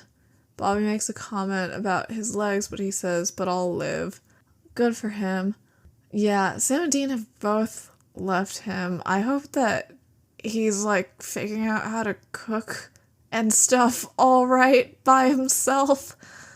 Who, Sam? Or Bobby? No, Bobby. Yeah. I think, actually, no. Well, okay, the only time we see him cook is, like, using the grill, and I think that the wheelchair is probably a good height for grilling things, so yeah, hell yeah. He's good. Sam says that there were some revelation omens nearby in Oklahoma, because there was hail and fire mixed with blood. The whole time Bobby's like, okay, like, why are you calling? And Sam goes, Dean didn't tell you? Because, like, Bobby literally loves Dean like a son and Sam like a coworker. Literally, this entire time, I was like, Bobby loves Sam as a coworker. Like, he literally says, like, just get back on the job. And it's like, yeah, you've no respect like, he for doesn't Sam's care about Sam's decisions. recovery at all. Yeah. He literally says, go back to being my coworker. Why are you calling me if not as a coworker? Yeah. And, like, yeah, there's, like, one personal thing that comes up and Sam's like, your, like, friend and son, Dean, who would complain about me to you didn't tell you about this? He really does only love Sam like a coworker. Bobby says he told me. And Sam does something that I think is incredibly healthy and good. But, like, everyone in the episode is telling him that, like, he's, like, a terrible person for it. I think the point is that this, like, we are in such a crisis that your feelings shouldn't matter. Which, like, well, I think it should. Yeah, it's like, I think they should. And also, like, Sam is doing this because we're in such a crisis. Like, he's like, this is, like, he's worried that he's gonna make things worse, and it would be very bad to make things worse right now. Yeah, I mean, that's his reasoning for himself. But everybody is saying, like, that's irresponsible that you think that. Sam tells Bobby, yeah, so I thought you might want to find out who's in the area and put a man on this. And Bobby's like, oh yeah, of course, I'll, like, call, like, the best hunter nearby. Oh wait, that's you. And Sam tells him, like, no, like, I'm sitting this one out. And Bobby tries to stop him, but Sam's like, I'm gonna hang up. And Bobby's like, no, wait, Sam. But then he does hang up. Bobby is so up and down and whatever the fuck. Like, okay, I guess this is supposed to be a continuation of in 422 when he was like, we should let Sam out and feed him demon blood to kill Lilith because currently we just love him too much for that to happen. But, like, what should be important is stopping the apocalypse. So, like this is, like, that mindset coming back. And also, like, you know, what he tells Dean, like, well, the world is ending, and it's like you're going to have this fucking little drama that you're having. Oh no, that's in 421 also. But yeah, like Bobby just thinks there are more important things than whatever the fuck this in is. In 422, isn't Bobby like, Dean, you have to go talk to Sam? And then Dean's like, shouldn't we focus on the apocalypse? And Bobby's like, no, go talk to Sam. Like, what does this man think? Ever? I don't know. Does Bobby have a mind, soul, body, and being? Probably not. I mean, he is fictional. But yeah, I'm just confused. Because, like, you know, Sam and Dean and Cass and everyone else, they're also fictional, but we have a clear through line of who they are as people. Yeah, I mean, it's about which characters the writers view as, like, I need to be consistent with, like, their thoughts and feelings, and which characters are, like, I need them to say certain things to influence the main characters. Yeah. Bobby is a plot character as opposed to Sam and Dean. I would say that Cass is currently still a plot character. Yeah, but he's so lovely. Yeah, he is. And despite being a plot character, his plot reasons are, like, reasonable. It's because we haven't had much time for Cass to be contradicting himself yet in ways that don't make sense. That's true. Meanwhile, Bobby has been around so much and we know nothing about him.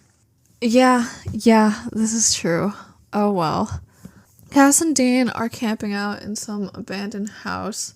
It's just Dean alone, and then Cass shows up because he's been off to Jerusalem in order to get some special rare oil. What it's being used for is some kind of a ritual, but Cass doesn't really say what it's for. Like, Dean's just like, oh, so we're gonna trap Raphael with a nice vinaigrette, and Cass just goes, no. Love him. It's so funny because every single time Dean, like, starts a new question, and he has to again the next sentence because Cass just doesn't engage with anything. And I support that. Mm-hmm. Yeah. The ritual has to happen at sunrise. Yeah, more of the question and the answer thing where Dean's like, isn't trapping this guy like trapping a hurricane with a butterfly net? And Cass goes, no, it's harder. Love that. It wasn't, though. It was very easy. Dean asks, do we have any chance of surviving this? And Cass goes, you do. And Dean does not go like, so are you sure we should do this? Yeah, he jumps immediately on the acceptance train, even though, like, in 501, he was like, Cass, I'm so sad you died. You should have saved yourself.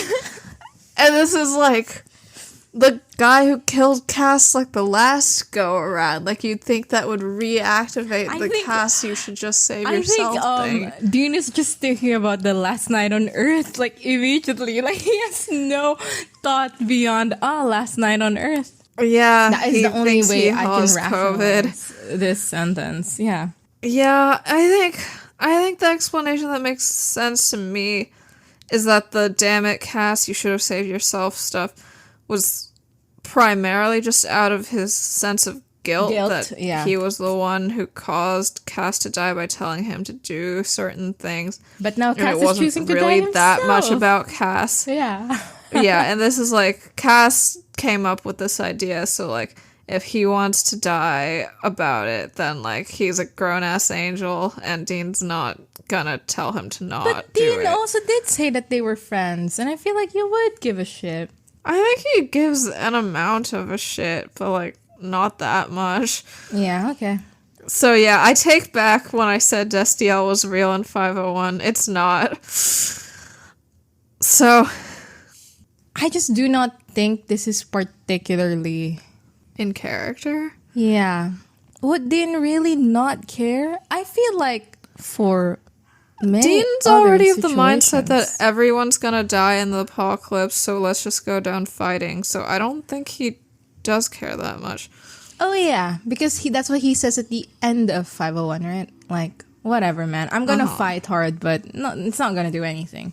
So maybe this is like a continuation of that. Yeah, so I think he just doesn't care about like anyone dying except maybe Sam. And, like, I don't even know if he cares about Sam dying that much, because it's not like he's, like, calling to check in with him while Sam's away. I mean, he doesn't even care about Bobby's well-being. He's not checked on Bobby this whole time. Yeah, no, exactly. Like, like, I know, doesn't he eventually build him a ramp? But then it's like, how has Bobby been getting in and out of the house before that? I don't know. Hospitals don't give you a ride back. Like, someone has to drive you. So, like, maybe Cass did. Or, yeah, no, you're right. Cass could have just transported Bobby directly into his house. Yeah. Or something. Maybe he's bringing Bobby groceries, and, like, while they're chatting and having a good time, he's like, oh, by the way, I'm trying to find God. Where's Dean right now? Exactly. We're back to Cobby being so real, it's unreal. I mean, Rufus could be coming over. We just don't know because it wasn't important to Cass's journey. What is Rufus and Bobby's ship name? And how do we add Cass in there? Boofus? Boofastiel. Boofas. It's Boofastiel. It's so real. I guess we didn't ask this many questions about Pamela. And like, okay, because Pamela acts like someone who has friends. Yeah. So no, I just assumed that she had friends. I guess Bobby is also a person who has friends. It's because with Pamela, like, her blindness was presented as like, oh, well, she's blind now. And it's like, sometimes even like in a comedic way, they're doing it, you know, with her retorts to Sam and Dean versus Bobby, who we did see when he was upset and we are seeing now. That's true. Like, yeah, we didn't see Pamela being upset when it first happened. So we see her, like, the first time we see her is a few weeks later when she's already like better. Well adjusted about it. Yeah. But yeah, okay. I'm just gonna assume that Rufus is staying over for a bit as Bobby gets used to navigating the house. Love is so real. They're about to get divorced and married again. I can feel it in my heart. Yeah, Dean immediately is like, I don't give a fuck. So he goes, so odds are you're a dead man tomorrow. And Cass goes, yes. And Dean goes, well, last night on Earth, what are your plans? And Cass goes, I just thought I'd sit here quietly.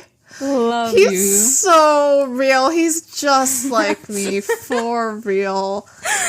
Iconic. And he's just so beautiful in the scene. Like, the lighting is really, it's treating him well. Yeah. Like, because this is an abandoned house with, like, I think, like, cracks in the windows and shit. Yeah. So it's like he's, like, mostly in the dark, but, like, the light has, light like, is passing through half of his face. Yeah. So, like, one of his eyes is, like, completely black except for, like, one, like, light reflection thing in the middle, and then his other eye's like normal. And it's like it's like a cool tone moonlight lighting. So, you know, it's very pretty. I love Cassia. Yeah, he's just gonna sit here quietly. He's gonna pull out his phone, open AO3. Good for him. What is he reading on AO3? He's reading Aziraphale/Crowley. What else? Just like me, for real. You're so right. Ugh. He's complaining that they're not the number one ship on AO3 and instead it's Destiel. Yeah, he's like, I don't even like this clown. What the fuck is going on here? No, he does like this clown. I need to respect Cass's bad taste. You need to respect Cass's ability to choose by respecting his terrible choices in love interests. Yeah, Dean isn't willing to accept that Cass just wants to sit here quietly. And he goes, come on, anything? Booze? Women? And Cass, like, exhibits the first emotion he has ever exhibited in his life ever, I think. It's great. What? Yeah, where he's like, what? He's like, what? And then he starts, like, rubbing his neck and, like, looking over his shoulder and, like, fidgeting or whatever. And it's like, why are you doing this, Cass? Like this episode, I think watching it in full, like, I think this episode was believable to me that Cass does want to fuck women. You think like, so? I think a lot of people say that, like, they're like, oh my god, he's, like, clearly not into it in this episode. But I think the acting choices made, like, I would be like, yeah, he does want to fuck women. I don't know. So? What do you think? Yeah. I could not. I mean, later on, he's scared to hell and back about everything. So I'm like, well, okay, I don't think that's the case. But his complaint also was that it's a den of iniquity. I feel like it was just like some woman he meets, he'll be like, okay. But because they're in a brothel, he's like, oh, we're in a den of iniquity. I think we're supposed to read the nervousness and the sweating like he's just so horny.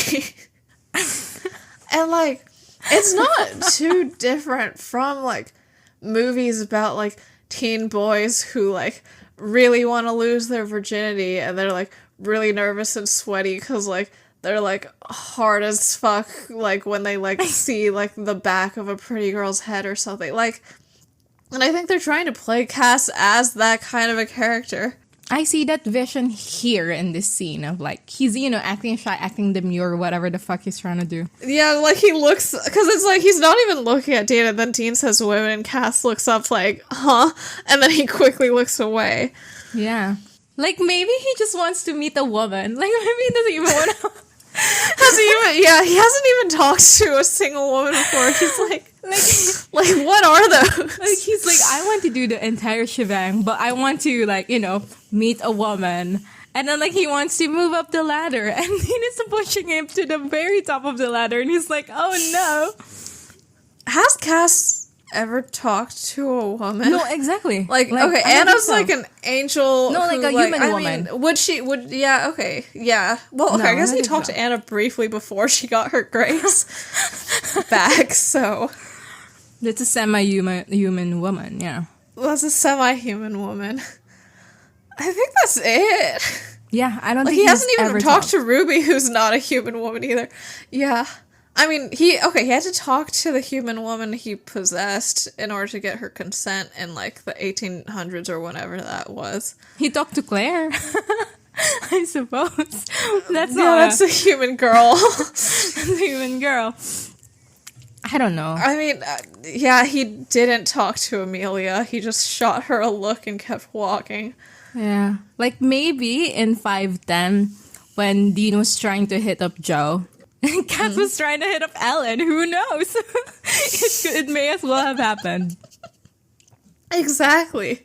Due to how Dean and Cass is like a son-father relationship, according to that one person. That's absolutely crazy. The way that Supernatural treats women like an alluring alien species to men is quite crazy. Yeah. But anyway... So, I mean, here in this episode, the only women are Leslie, Lindsay, Lindsay, and Charity, right? Chastity. Yeah. 0 out of 2, Gray. 0 out of 2, yeah. Well, yeah. Okay, Cass is looking away, and then Dean goes like, you have been with women before, right? And it's like, why the fuck would you assume that? That's such a strange thing to assume. Yeah. And he's like, or an angel at least? You mean to tell me you've never been up there doing a little cloud seeding? Cloud seeding is absolutely disgusting. That's disgusting. The way to describe sex, but okay, go Dean. Maybe Dean has a breeding king. Can we consider it? What's the word for a matter-normative but with sex? Like, whatever that is, Dean's, like, being that so hard right now. Like, Cass had other things going on. Like, first off, first, you don't, like, he's not in a body that often. And, like, maybe he could think that there's some form of, like, metaphysical sex equivalent for angels, but, like, you don't know that that's the case. So, like, first, Cass isn't in a body often. Second, like, if he is, like, in a body, then, like, I don't think he should fuck ethically. But this episode doesn't care about that. Doesn't care. Doesn't give a shit. And also, I'd say that when Anna was talking to Dean in, like, Heaven and Hell, or the one before, and I Know What You Did Last Summer, I feel like she almost implied, because she was like, oh, like, in heaven, like, you can't have feelings, or, like, want things, or whatever the fuck. So, like, I feel like that episode was trying to imply that, like, angels don't fuck, and that Anna could only do it because, like, she didn't have her grace back, and, like, she's no longer interested in Dean when she's an angel. They do drop that later, because, like, also, like, Lucifer had to fuck for Jack to exist and all that. So, like, I guess maybe here they're just dropping it also, now, which is fine. I think that's a fine development in, like, angel stuff. It's but, just like, I just don't see why Dean thinks. Yeah, Dean would just be so hard on this. So hard, yeah. Jeremy, again, this episode is written by Jeremy Carver, and it is. 410, Sarah Gamble.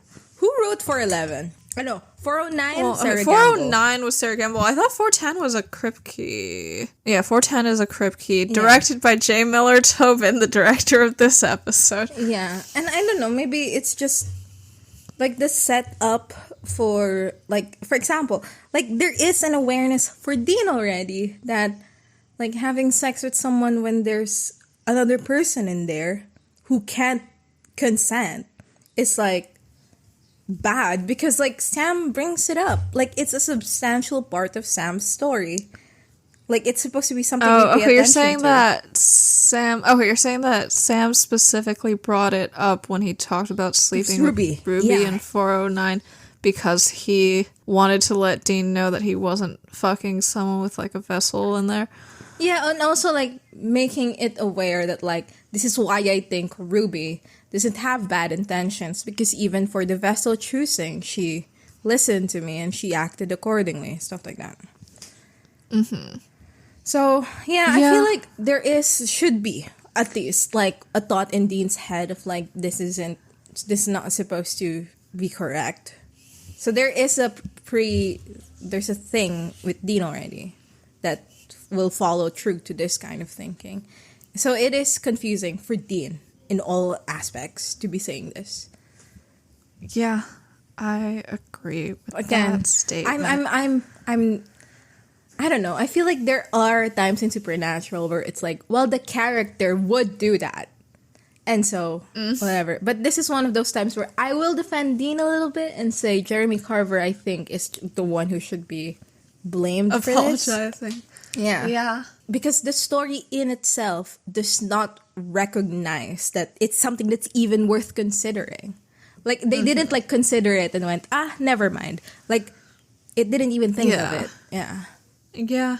So Cass looks kind of embarrassed, and then he goes like, look, I've never had occasion, okay? Demisexual Cass win forever and ever.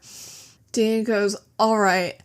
And then he grabs his jacket, and then he says really one of the lines of all time, which is, let me tell you something. There are two things I know for certain. One, Bert and Ernie are gay.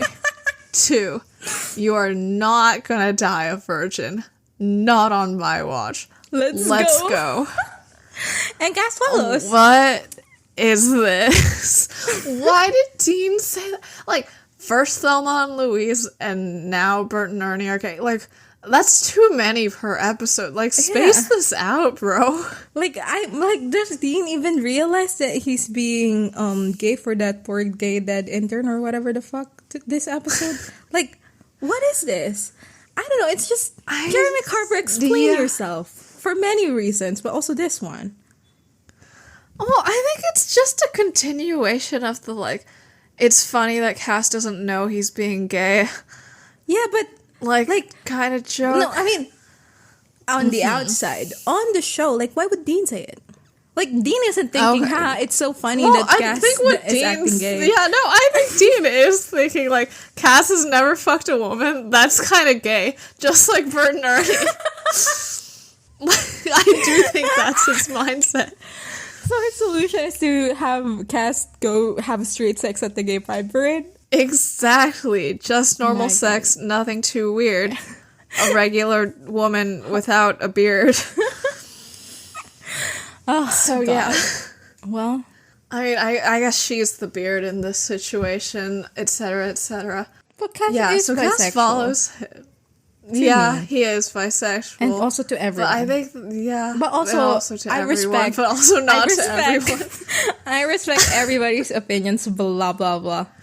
Unless you think that Cass is, like, heteroromantic, heterosexual, then I don't respect your opinions. As Cass gets up... Okay, remember how the oil is very special and very rare? Like, and he set it down, like, on the fucking edge of this rickety old table in this abandoned house. And, like, yeah, they leave it there. And when he gets up, the table jostles and, like, the vase, like, wobbles, like, on the very edge of the table. Like, bro, you have got to secure that thing. Well, he's very excited to finally talk to a woman. Yeah, to finally learn what a woman is. Sam, back in the bar, he's clearing out like a table or something. And somebody walks in and goes, "Hi, Sam." And Sam is trying to ignore them. But eventually, they come up to Sam, like, directly. And he's like, "Sam, Sam." And Lindsay, who is, again, very nosy about everything, just goes, "Sam, what happened to Keith?" Sam is like pretending to be like, "Huh? What's that?" And he turns around. There's these couple guys, Tim, Reggie, and Steve, apparently. Lindsay is like, "Oh, they're calling you Sam." And Sam goes, "Sam's my middle name." Lovely. And Lindsay goes, "Oh, it's Keith Sam? Man, I'm sorry. That's so rude." That is a pretty bad name, but it's, like, not, like, that bad. Yeah. There are worse names. The hunter tries to save it by being like, "Oh, it's Samuel, so it's Keith Samuel. So it's not as dumb as it sounds." I think Keith Samuel is a very normal name. And also, Keith Sam is a normal name. And also, Sam is, like, a nickname automatically for Samuel for most guys who have that name. So, like, I don't understand why you just think it's Sam. I don't know. I think Lindsay is so annoying. I'm sorry. Am I being too harsh on her? It's not her fault. She's a woman on Supernatural. Well, she's being nosy. You're saying it. Yeah. Well, she asked if they're friends, and one of them say, "Oh, we're hunting buddies with his dad." And Samuel is actually quite a hunter himself. And Lindsay goes, "Oh, you killed deer and stuff?" And the other hunter goes, "Yeah, and stuff." But yeah, Sam invites them for drinks. And as they, sit down and talk, they mention that Bobby called and directed them here. They're still investigating. And they say, like, "Oh, Bobby told us you were off limits." But that's fine in theory, but we could really use more hands on the deck here. Like, skill issue. Like, Sam and Dean almost always just hunt the two of them, and, like, they never die, except for the times that they do. Yeah. So, like, that's on you. But also, Sam and Dean are, between them, like, we're hoarding the only two weapons that can actually kill demons. So, that is true. That's probably why they succeeded at a much higher rate than people who can literally only exercise. Also, when they do die, they get brought back to life. And I feel like bit of a benefit, that one. Yeah, that is a bonus. Yeah, but Sam is saying, like, "I can't, it's personal." And they bring up the point where it's like, well, is this baggage so heavy it can't be stowed away for the apocalypse? Yeah. And they're doing this thing where Sam is like, "I'm sorry." And they're like, "Oh, well, we heard it the first time." But, et cetera, et cetera. Later on, Sam says sorry again. It's like, just because you repeat it doesn't mean that it matters. Ugh, people are so fucking annoying. As they leave, Lindsay just goes, "Okay, so what the fuck was up with that?" And, yeah. She goes, "Enough with the kung fu wandering the earth thing. I'm gonna buy you dinner and we're gonna talk." And Sam says, "Oh, I really can't." But she insists that the only way to avoid bloodshed is to say yes. You know what? This entire episode, I was thinking, like, is she secretly a demon? Yeah, I also thought that she was a demon. I was like, clearly she's just trying to get information out of Sam for, like, demon reasons. Later on, one of the hunters, right, is holding her by the neck with a knife. And when the knife gets put down, we see a close-up shot of her face acting relieved. And I was like, that's because she's a demon and she's about to show her demon thing right now. Except she never does. And apparently she was human this whole way through and she's very interested in Sam. This for real. Yeah. I don't know. This sucks. Like, you can't coerce people to go on a date with you. I mean, you can, but you shouldn't. I mean, this entire time I was thinking, like, I need to be nice to her because, like, I mean, I understand that she's being annoying, but, you know, she's a demon. It's what she ought to do, so it's fine. And then she didn't even turn out to be a demon, so I was like, wait, what the fuck was that all about? Yeah, I think we're supposed to be charmed, and I'm sure there's like a point in my life, like when I was a young teen or something, that I would be charmed by her, but currently I'm not. I've had someone do something akin to this to me when I was, I think, in 9th grade. And then he was like, we should be friends. And I say, no, I don't need any more friends. And then he goes, well, we can just start slow, like I'll message you. On like, I don't know. And I said, if you message me, I'll block you. Please don't do it. Good. So I've never been interested in the getting to know each other thing. Like, I don't know you though. Shut the fuck up. Go away. Yeah. I think it's also because I'm not interested in men at that point. So like, I really hated him. But like, okay, here, let's put ourselves in Sam's situation where it's like, oh yeah, he does like women. So... And here's a very pretty woman doing this. So like, I don't know. He did recently go through the Ruby betrayal, so that is a factor. He also recently had a dream about Jess. Yeah. So, like, there are these things haunting him, and yeah, maybe it's like under normal circumstances I would be interested in you, but I've resolved to not let myself get close to anyone because it means they'll get hurt. And also I have, like, these past people haunting me. So, like, yeah, he, like, because he says, Lindsay, I can't. It's not like I don't want to. Like, I can't is a different energy. Yeah, but, like, the thing is, Sam really can't. Like, even when he was trying to tell her his life story and being earnest and truthful about it, he can't. Like... He can't go into the details. He can't give any specifics. Like, I think I can't is not a testament of I don't want to. It's just that whether I want to or not, I literally actually cannot. Yeah, so, like, I guess there is the, like, maybe he does kind of want to, but it's just not really on the table right now. But he looks so bummed after she insists on going on a date with him. He doesn't want to also. Yeah, his head, like, goes down. He looks so sad. Yeah, so it's, like, all the acting choices point to, like, he doesn't want to. But, like, the writing choices for the episode overall point to he does want to. So there's a disconnect there. Yeah. Yeah, so we are at a brothel. And, like, the setup is that you're just, like, at a bunch of tables.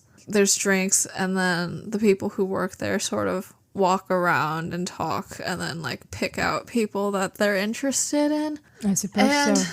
Yeah, so Dean is drinking, and Cass is, like, he looks sweaty and a bit red-faced and wide-eyed, and he's just sort of staring into the distance or whatever. Dean's telling him to relax, and Cass goes, "This is a den of iniquity. I should not be here." I mean, the thing, like, okay, later we do establish that Cass is not homophobic, but, like... Or is he? Or is he? Well, yeah, I think we're supposed to think from the Godstiel. The Godstiel killing... No, but he's not killing that guy. Yeah, it was about hypocrisy. It's not about homophobia, actually. Yeah, so... I mean, I guess we'll never know whether or not Cass is homophobic. Also, I mean, in 15, whatever that episode is, the one where he hunts with Jack. Oh, like, yeah. That kid gets hate crime to hell and back, and it's like, we must forgive the sinner who killed this kid who got hate crimed or whatever. Like, okay, well, maybe Cass is homophobic. Maybe he is homophobic. You're right. Okay. So he's homophobic, and he's anti-sex work. What a win. Yeah. What was that one he said, right? Like, Cass is homophobic because he wants to be the only gay person on earth. Yeah, no, literally. He wants to be so He's like, special. I'm not special? Like, no. Like, go away. Yeah, they just seem to be doing the classic angel thing where it's like, I think lust is bad.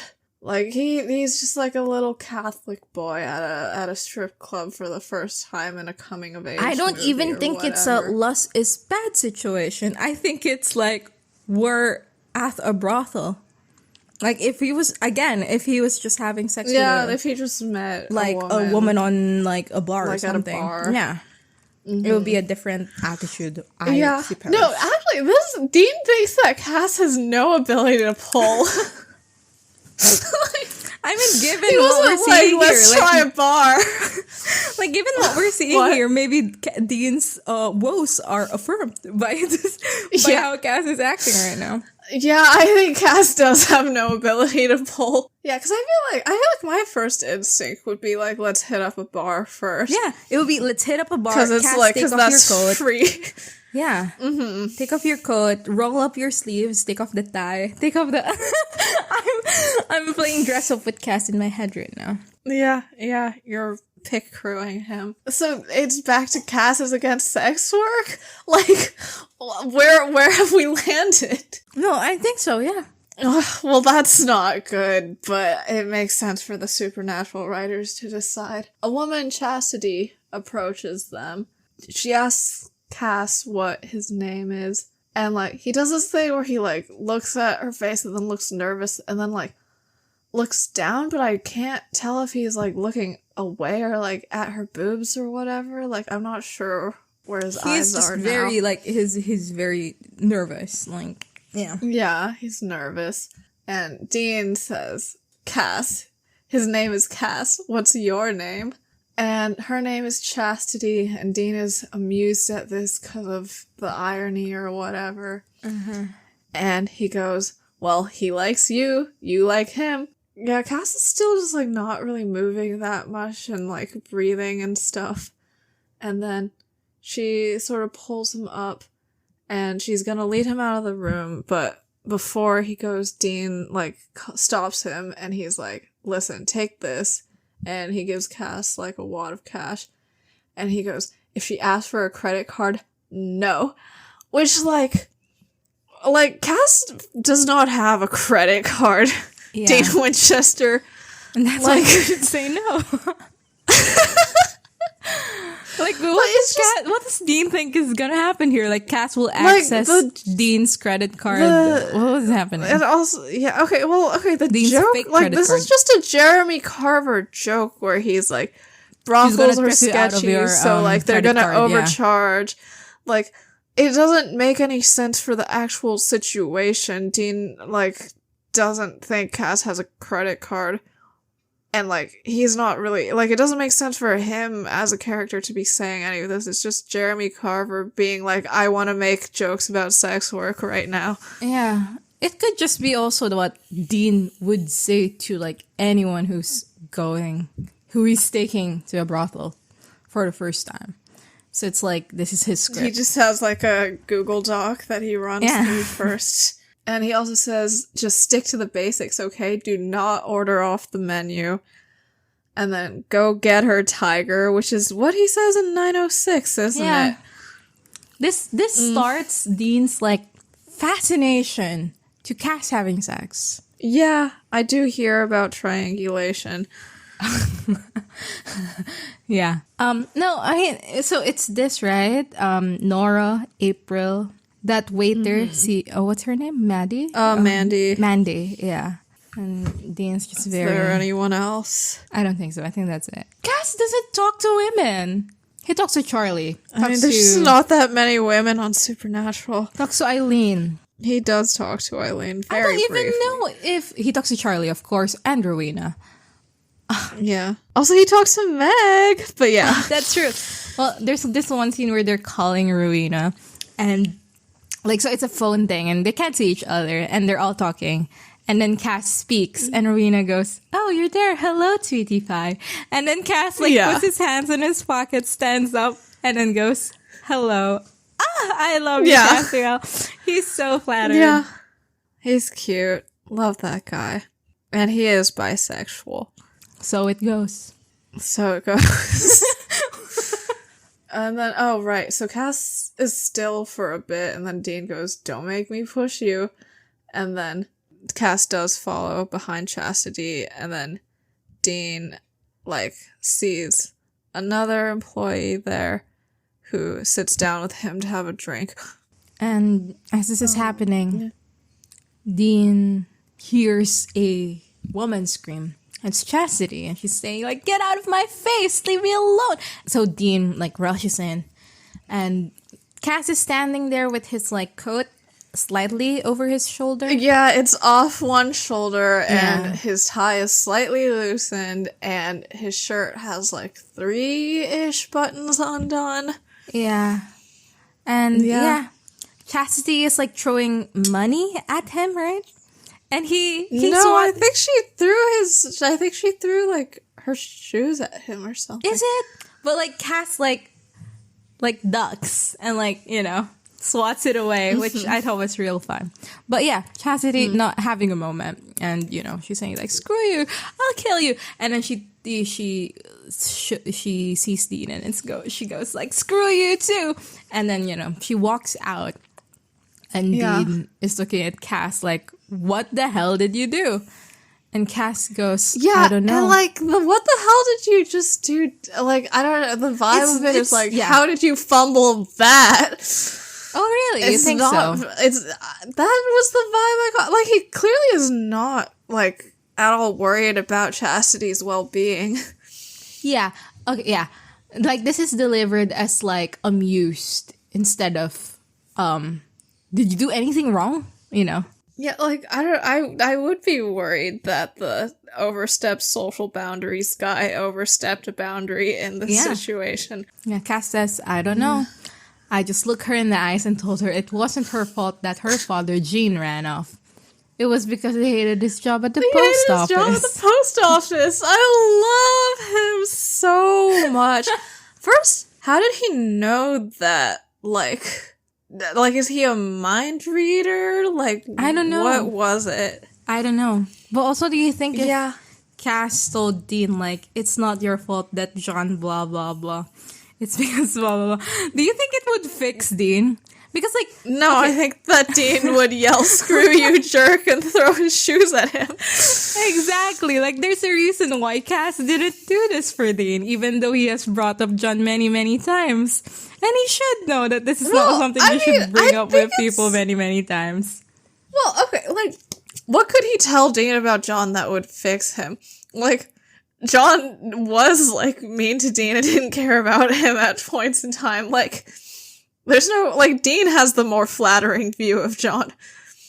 No, but, like, you know, like, Dean has self-loathing and thinks, like, "Oh, my fault, blah, blah, blah." Like, perhaps, like, you know. And so it would be, it's not your fault that your dad was mean, he was just a jerk. Yeah, why not? Well, okay, yeah. So I guess we don't know why Cass knows that, but we assume he has some form of, like, maybe memory reading powers, and, like, somehow like he knows what's bothering her. Yeah. Well, okay, wait. Is the thought that that's something she was thinking about while they were having sex? No, I don't know. Yeah, because I was wondering what could have prompted Cass to say this. And it's like, what, like, did she call him daddy while she was unbuttoning his shirt? Like, why would that become relevant? Well, I mean, Dean does say that, like, the whole industry runs on absent fathers. It's the natural order. Yeah, so okay, if we are going to go with the mindset that... It was just something she was thinking about at the time or whatever. If you're going to go with that mindset of, like, she's here because of this, which is what Dean is implying. Like... You're saying that Cass told her that to tell her to quit her job? I mean... Sam does tell a stripper wants to be a nurse, like, right? You can go to nursing school. God. Like, leave her alone. Supernatural just does. Yeah, okay, yeah. So, Okay, I do think I typically put this scene in my demisexual cast box. Like, he was like he's trying to connect. Yeah, he's like, I need to speed run the emotional connection part of this so I can have a better time. What's something really personal I can say? Okay, you said what Dean's response is. Dang and I, like, paused for 5 minutes trying to figure out what the fuck he was going for with that. Because I think the first read of it, because it's like, Cass says that, and Dean goes like, oh no, man. And then Cass goes, what? And then, yeah, as you said, Dean says, this whole industry runs on absent fathers. It's the natural order. And, like, I think both of our first readings of that is, like, don't sex workers things that would improve their, that would potentially help them with their daddy issues, because then we won't have enough sex workers. No, it's don't bring it up because it's probably a sensitive thing for her. And for many Cass of the girls here. But Cass already knew she had an absent father. Like, how is Dean's thing adding anything helpful to, like, how would Dean's thing help Cass know that it's a sensitive topic? I think it's part of when you're in certain social situations, there are topics that are off limits. And here, this is a topic that should have been off limit, Cass. How is this is a common thing equivalent to this is off limits? Because the chances of someone being extra sensitive about this is high. But how is it high? But Cass already knew that the chances of her having an absent father was 100%, and Dean didn't say anything about sensitivity. He just said that this is a common thing, which Cass already knows was true for the one person he talked to. What, like, I don't see how that translates into this as a sensitive topic. He doesn't know that it's true from the one person he talks to. Dean is making a generalization about the industry, and Cass just talked to one person. I'm saying that Cass already knew that Chastity had an absent father. How is knowing that several of her coworkers may also have an absent father, how does that make it clearer that this is a topic you don't bring up? I think, again, as I've said, like, certain social situations, there are topics that are just off limit, and like an entire industry of people, as Dean would say, being ran on absent fathers means that for this specific type of people, and especially when they're doing this specific kind of work, don't talk about it. Like, the teacher industry is run on people wanting to help kids, so don't talk about helping kids to teachers. You know that's different, because wanting to help kids is not a negative thing. I don't think it is. I don't think Dean's statement makes any sense. It could be. What does it could be mean? I don't know. For some people, they'd be like, how could you do such a thing? It sounds so annoying. But okay. I still don't. That's more on that's a benevolent thing. Versus here, it's like this probably traumatic thing happened to these people, so don't bring it up. But how is saying this is common equivalent to this is traumatic? Like, the trauma is just that you're supposed to know that having an absent father is bad, which Cass didn't know, and Dean's saying that doesn't help. Okay, well, then if Cass already knew that it's a traumatic thing, then, like, clearly it's just, like, Cass will still say it even if it's a traumatic thing. So, like, how is saying this is common at all close to saying you shouldn't say that? Because bringing up a traumatic thing versus bringing up a traumatic thing that has directly led you to this very moment are very different things. If outside of sex work, Cass said this to Chastity, it'll probably be fine. But you're in a brothel right now, and she's about to service. It wouldn't be fine either way. So don't bring it up. Yeah, but it wouldn't bring up this same vitriolic reaction, right? Okay. Because they're not in this setting. And so it's like, if you're going to be in the sex work industry as a customer, do not bring this up. Okay. Because this is not the place to do it. Laughing and saying it's the natural order. Like, that's like a very different energy than like this is a traumatic thing that led her to this very moment, so don't bring it up. Like, you know what I mean? It still is, though. Like, it's the natural order. Like, this is probably, like, to Dean, this is, like, what most girls here have experienced in the past. So, again, this is just, like, a line you don't cross in this specific social setting.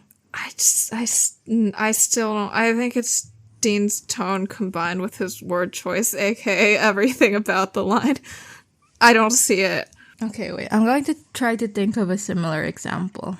Okay, I guess when you think of the example, can you phrase it in a way where you're also a misogynistic man so I can understand it better in comparison to Dean? Yeah, this is also my worry, because now I'm coming out as, like, I'm coming off as, like, I don't know, anti-sex worker or whatever. Dean's being sensitive and nice. Yeah, no, like, but my point is, like, I can very visibly see the line that Dean is following here.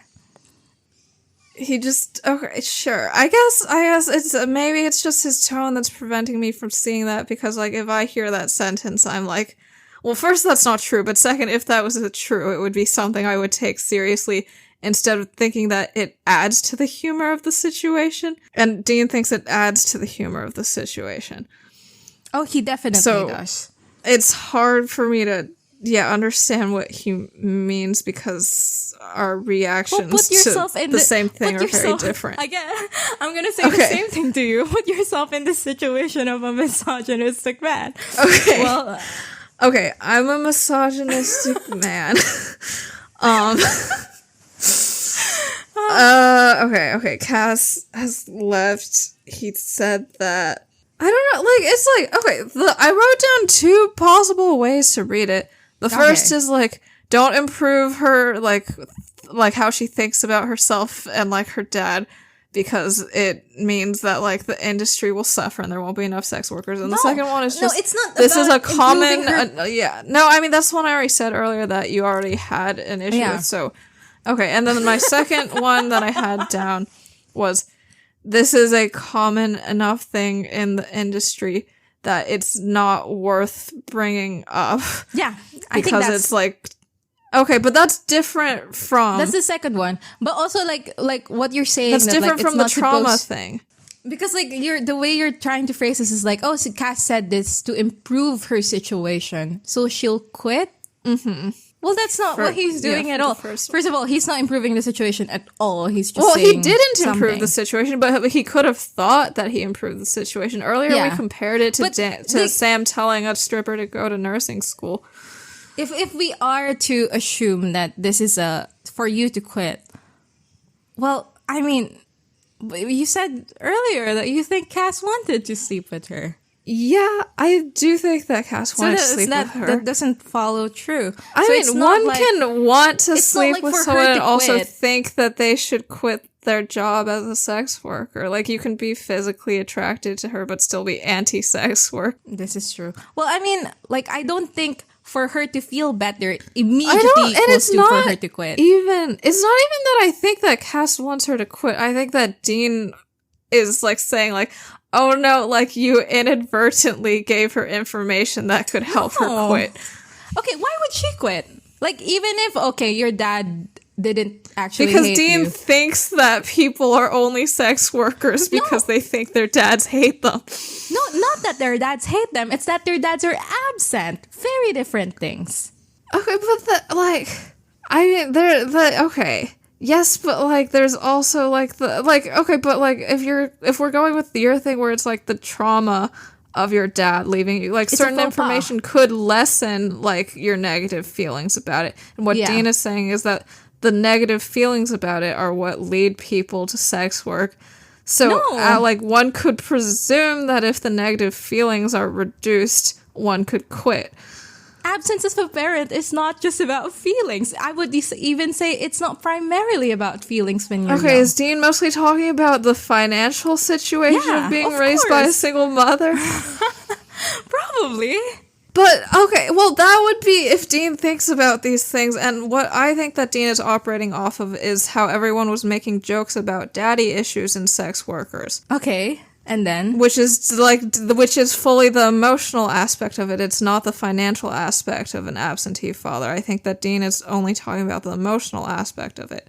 Why would you think that Dean is only talking about the emotional aspect? Because of the prevalence of the idea that daddy issues lead people to sex work.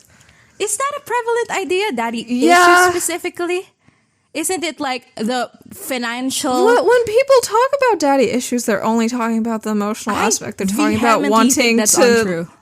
Well, is that... Okay, you think when people talk about daddy issues, they're talking about the financial stress of having to raise a child alone and how that changes that child because of the financial stress? Yeah. I mean, financial stress... No, that is not what people mean when they talk about daddy issues. Okay. What? It's the psychological thing. Yeah, the instability that is enacted on your psyche because of the instability in other aspects of social and financial. People only talk about it when they're talking about the like emotional aspect of it. Like people talk about it when they talk about like women like going after older men. I feel bad because my dad left and it left us in a financially precarious situation. People would not describe that as daddy issues. People wouldn't describe that as daddy issues. I'm mad at my dad because he left and it left us at a precarious financial situation. That's daddy issues. People use it to refer to like women going after older men because they want like validation financial from stability. An older man. No, they aren't talking about that part. They're talking about insecure attachment styles in the world. Okay, that kind of validation like is backed up by the security of the blah blah blah brought about by the that blah, is blah, not blah. what people are thinking about or talking about when they talk about daddy issues. I think, if I'm being honest, that Dean perhaps have a keener understanding of daddy issues than the two of us. He's not like self-aware. It doesn't matter, he still does. Well, I don't think Dean's talking about the psychological component. Oh, you just said he was. Wait. No, I argued very strongly that he was not at all talking about the psychological component, and you were saying that he was because you think that part of the cultural definition of daddy issues includes the financial. I meant financial. Dean is not thinking about the financial component. Yeah, so no, that's what I'm saying. You said that it's about the psychological. Yes, it's only about the psychological component. That is what I said. But the psychological component is based on everything. Psychology does not exist in a vacuum. Okay, fine. Okay, it's the psychological component, but specifically in the way that it forms insecure attachment styles. Yeah, but when people are talking about that, they are only talking about feeling sad about your dad leaving because you don't think you're good enough. Like, that is what people think daddy issues is. They are not thinking about how the financial component affects other things, including the psychological component. Well, obviously, it's multifaceted. It is multifaceted, but people who talk about daddy issues are using like a twee term about it because they're not talking about it in a nuanced fashion. Like, if people were talking about, like, the full multifaceted extent of it having an absentee parent, they would not use the term daddy issues. The term daddy issues is, like, a simplified tweet look at it. Nobody says the term daddy issues here. The term daddy issues is not in here, but it is a social idea that is not complex that people use to apply to sex workers, and that cultural idea is what I think Dean is applying right now. But I don't think Dean is like saying this girl does sex work because she's insecure on whether she is a lovable person. I think that is what Dean is saying. Okay, well, I think it's like a having her dad leave put their family in a precarious financial situation, and that's why she's here. I don't think that's what he's saying. Okay. Well, obviously, from this entire conversation about fathers and sex work, we should probably talk about Dean. Wait, why? This is like something. People use this, but I don't believe in that. So, I mean, you could talk about it. I don't want to. Okay, good. Then let's not, because I don't want to. Okay. Well, okay, either way, it doesn't make sense to have a long argument about this, given that Dean's just spouting bullshit, and, I mean, our only takeaway should be to roll our eyes and then move on. Bouncers come in, and Chastity is, like, pointing at Dean and Cass. And so Dean is like, okay, well, let's go, and then they run off. And in the alley, which, like, I don't understand why they're just standing here. Like, these people can still catch you. It's not like there's an invisible wall. Well, the bouncers are just to guard the, like, brothel. So it's like, if you leave, so it's just like, to kick they're them not out. going to bother you. Yeah. Okay. Got it. But anyway, so they're outside, and Dean is, like, laughing, and he puts his hand on his knees as he laughs. And Cass leans down a little bit and goes, what's so funny? And Dean is like, oh, nothing. And then he puts his arm around Cass's neck and goes, yeah, it's been a long time since I've laughed that hard. And as they're walking towards the Impala, Cass is looking at Dean, and he's smiling a little bit. And yeah, eventually they, separate because Cass is going to go to the other side of the door. And Dean goes, it's been more than a long time. And then he like, does the I'm thinking face. And he goes, years. We're back to Sam and Lindsay, and they're having dinner together. Lindsay's pressing Sam about the people back at the bar, and he says that they used to be in the same business together. And, I mean, what happens now is just like a mix of Dean's conversation with Jamie in Monster Movie and Sam's conversation with Sarah in Provenance. I think, it's just like a woman getting people to talk about their feelings and whatever. And it's like, at least with Provenance, it's something for Sarah to do that. Yeah, it was something for Sarah. Like, she was processing things about her mom. Like, when she said that, it wasn't just to give Sam advice. Like, she was also going through it. She was projecting, Yeah, with Lindsay, it's just like, ta-da, I now have the credentials to tell you that you're gonna be okay, Sam, because, like, look at my lived experience, except I am a fictional character, and I was just written to make you feel better. Lindsay asks what business, and Sam tries to avoid. So she starts saying, like, oh, you're in witness protection, right? Like, you're mafia? And Sam's like, no. And then Lindsay, for the first time after so long, goes, I don't mean I get it. Don't mean to pry, my bad. Like, bro, you should have said that. You literally yesterday. meant to pry. Like, she literally you did meant mean to pry. You're sitting here because you meant to pry. Right, Sam says that he used to be in business with his brother and he was good at the job, but he made some mistakes and did some stuff he's not proud of, and a lot of people got hurt. Who got hurt?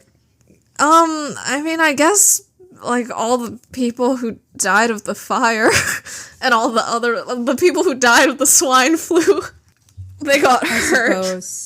I suppose. Is the swine flu a people thing? Isn't that like a swine thing? Or no, people got swine flu. I think it originated with swine. Oh, it's about pigs and humans.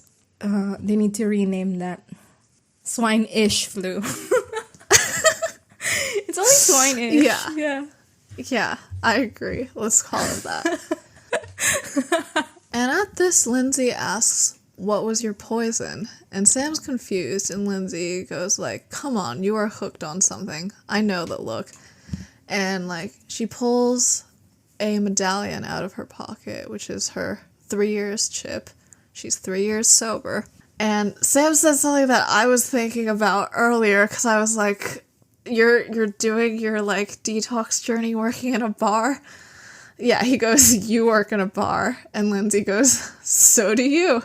She dispels her bit of advice, which is, like, I don't know you and I'm the last person to be giving advice, but I do know that no one has ever done anything so bad that they can't be forgiven, that they can't change. The idea of Sam, like, connecting to an addict, like, during this time is, like, a good one. Like, it's a good concept.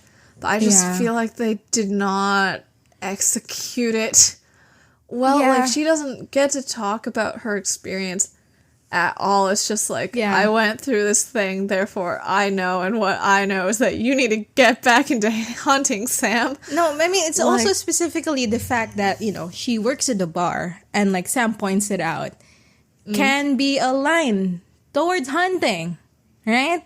Like right, like she's working with the things that she was addicted to, and now, and Sam be like, you know, stopping hunting is him putting himself out. But here's Lindsay, and she's successfully 3 years sober, and it's like, well, like that's like food for thought for Sam. It's just they never acknowledge it. The way they get here is so arduous. I don't even think they're aware of like what they're saying here. Like this, you work in a bar is very interesting. It is. You're right. Yeah. And so it's frustrating in that way, and also again, like Lindsay doesn't really get time to talk. Yeah, or like she has a personality, but it's just one that's built around... For Sam, around Sam. Yeah, Sam. There is a way for, like, Lindsay to be like, okay, I'm gonna try to connect with Sam because I know what that's like. If this conversation, like, specifically this 3 year sober thing, happened, like, a bit earlier, like, before this dinner, it could be, like, a way for Sam to go from, I don't want to talk to you, to... okay, let's have dinner, you know? Yeah. And it won't be so jarring, and it won't feel like she's forcing him into this situation. Yeah. I don't know. It's like, again, this could be interesting, and you're right that it's it could be very helpful for Sam to have this kind of connection with someone who is sober.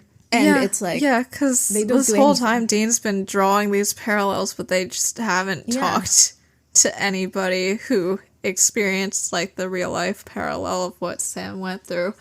Yeah. And it's like, like this is such a good opportunity and they just waste it. So this is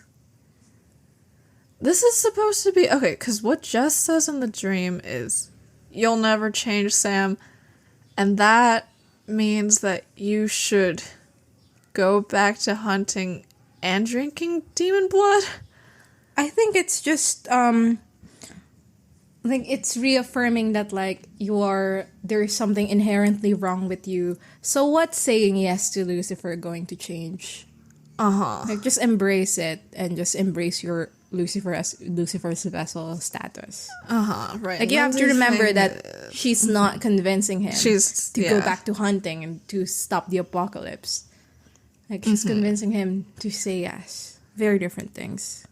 Yeah, okay. You're right. Okay, so that is her thing, which is unrelated to going back to hunting.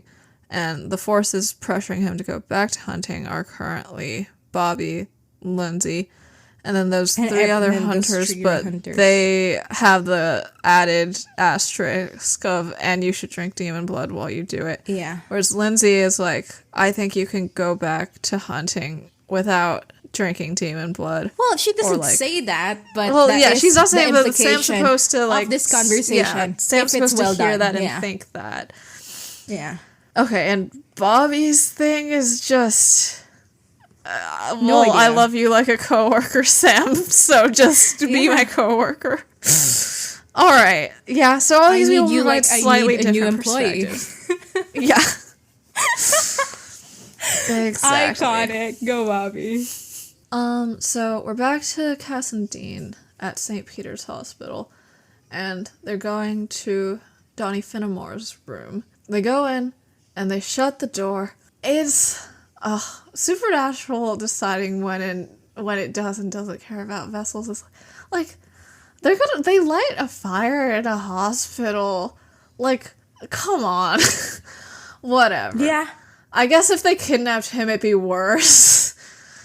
I don't like how, because Donnie Finnemore, like, is, like, now, like, I guess I don't know specifically what's up with him, but, like, they just don't really think about Raphael's vessel at all in this episode, and I'm just reminded of, like, how big a deal it was that, like, Sam did something to a vessel who was in a hospital, like, in season 4, and, like, this isn't the same situation, I would say, but I the way wish they that someone at portray least, Donnie as like he's already out of it.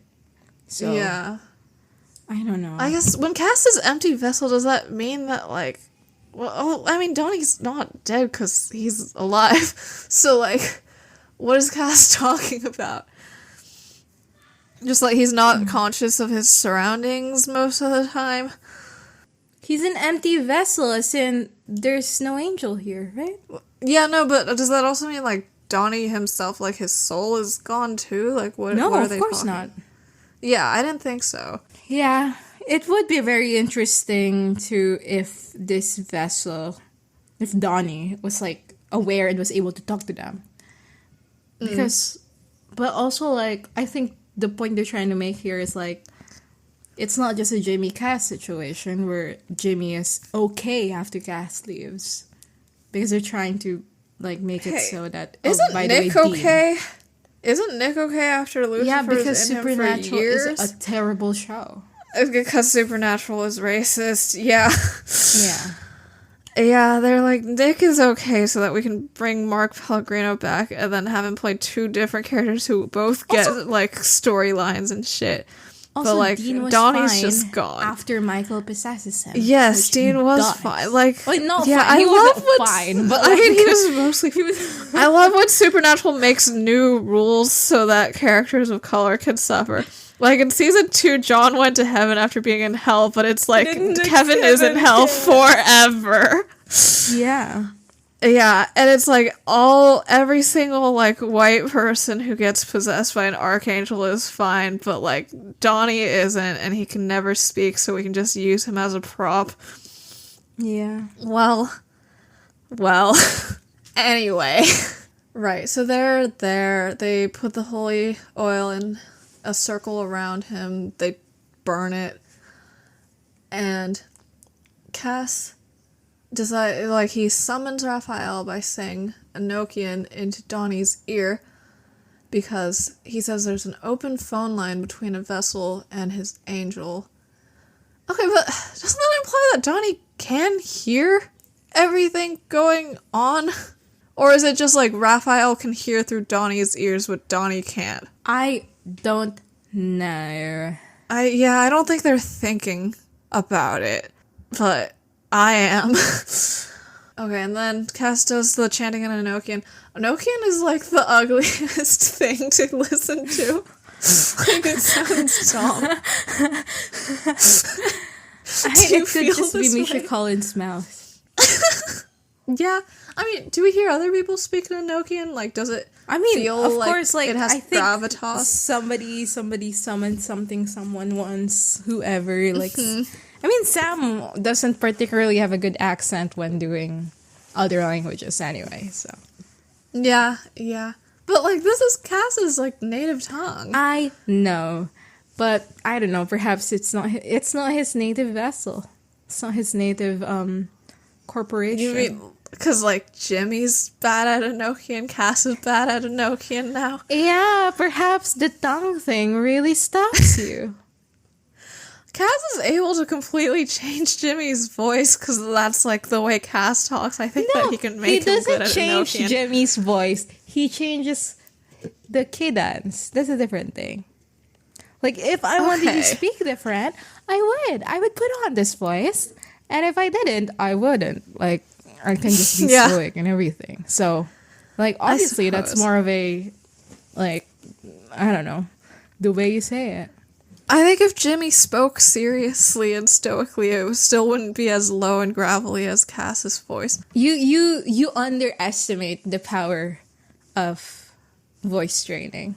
Well, I mean, but training implies that isn't part of Jimmy's regular repertoire. No.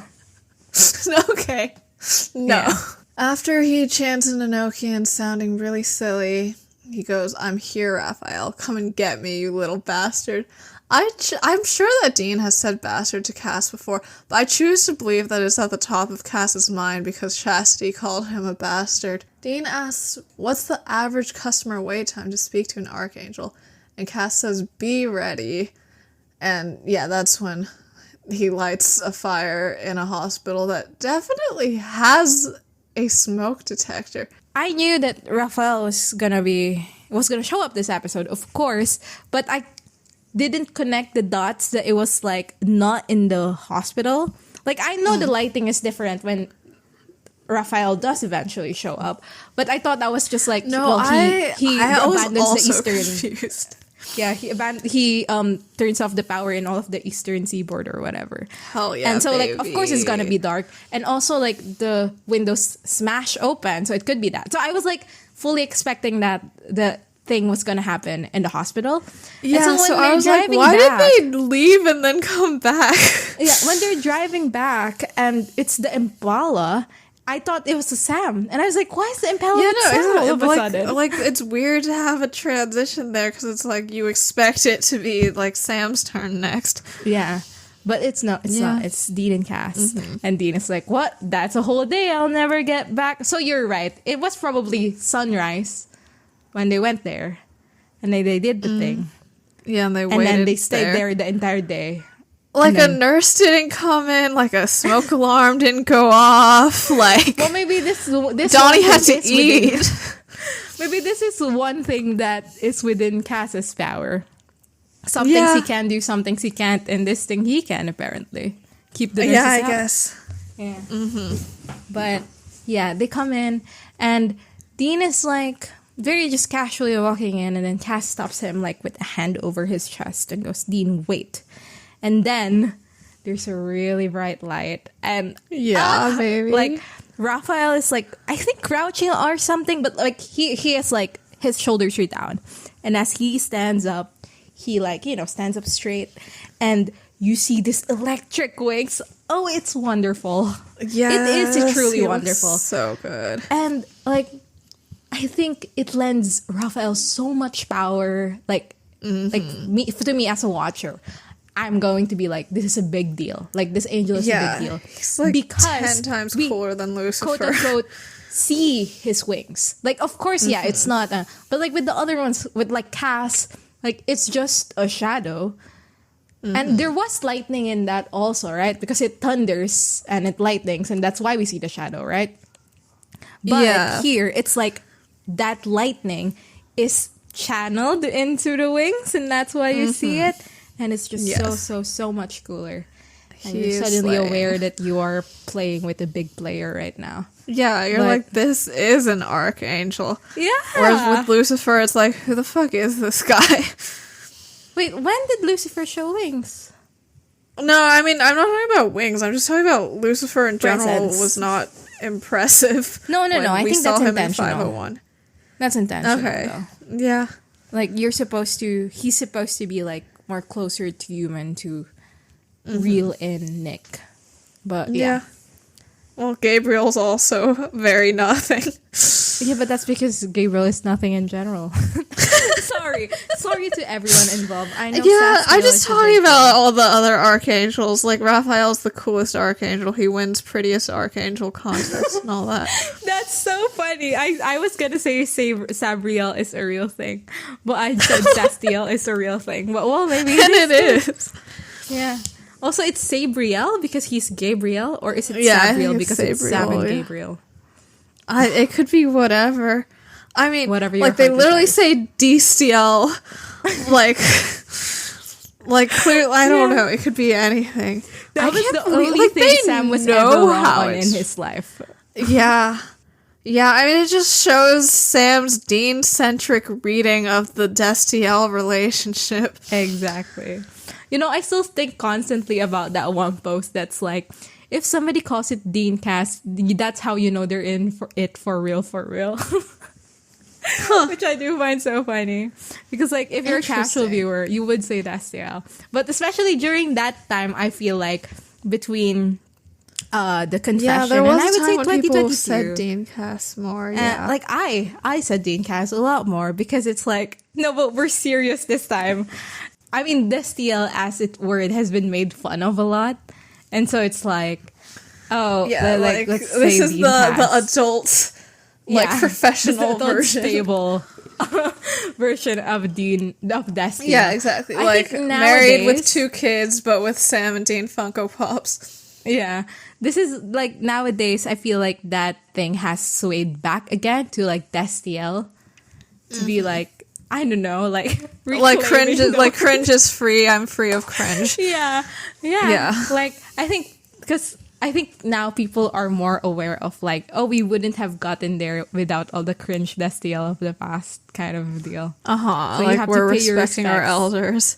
Yeah. Because I feel like, I mean, fundamentally, using the word Dean Cass is separating yourself from that kind of thinking and that kind of crowd and that kind of implication. But now it's like, no, let's imply. Let's do it. Whatever. Whatever. I could be a supernatural historian. Or could I be? Anthropologist. Yeah. I could be a supernatural, the TV show fandom, anthropologist. So yeah, Raphael standing there. Very, very cool. And he goes. He also has a deep voice. He also, I mean, we didn't hear what Donnie's voice sounded like. Yeah. But, like, they're doing a base-off, like, Cass and Raphael. So Raphael goes, Castiel. And Cass goes, Raphael. They're so iconic. Well, yeah. I'm so frustrated because, like here, right? Like, we paint Raphael as, like, this big enemy of Cass in a way. And like they're not particularly enemies, but they have such opposing views. And it's like, and like we do something with it, I think, in season 6. It's just, I don't know, like Raphael is an interesting character, and I feel like even if when he was more in the spotlight, we never really get much of him. Especially, again, in comparison to his 3 other Archangel siblings. But whatever. Supernatural is a terrible show. Sure is. And Dean, like, you know, sees all this and is trying to talk, I suppose. And he goes like, I don't know why Dean is, like, the primary interrogator in this scene. Like, this isn't his mission. Like, he's just there to be a bullet shield for Cass. But, like, he just keeps talking and talking. Again, like, here, he's trying to stall because I'm assuming Raphael is still not in the circle. So he needs to get Raphael across the room. And so, like, I don't think he moves. I want to check this, but I don't think he moves. He goes to get beer, and Raphael walks towards him. And when Dean looks at Cass, Raphael is walking. And so when Cass drops that thing... I didn't notice that, but this is probably true. Of course it is.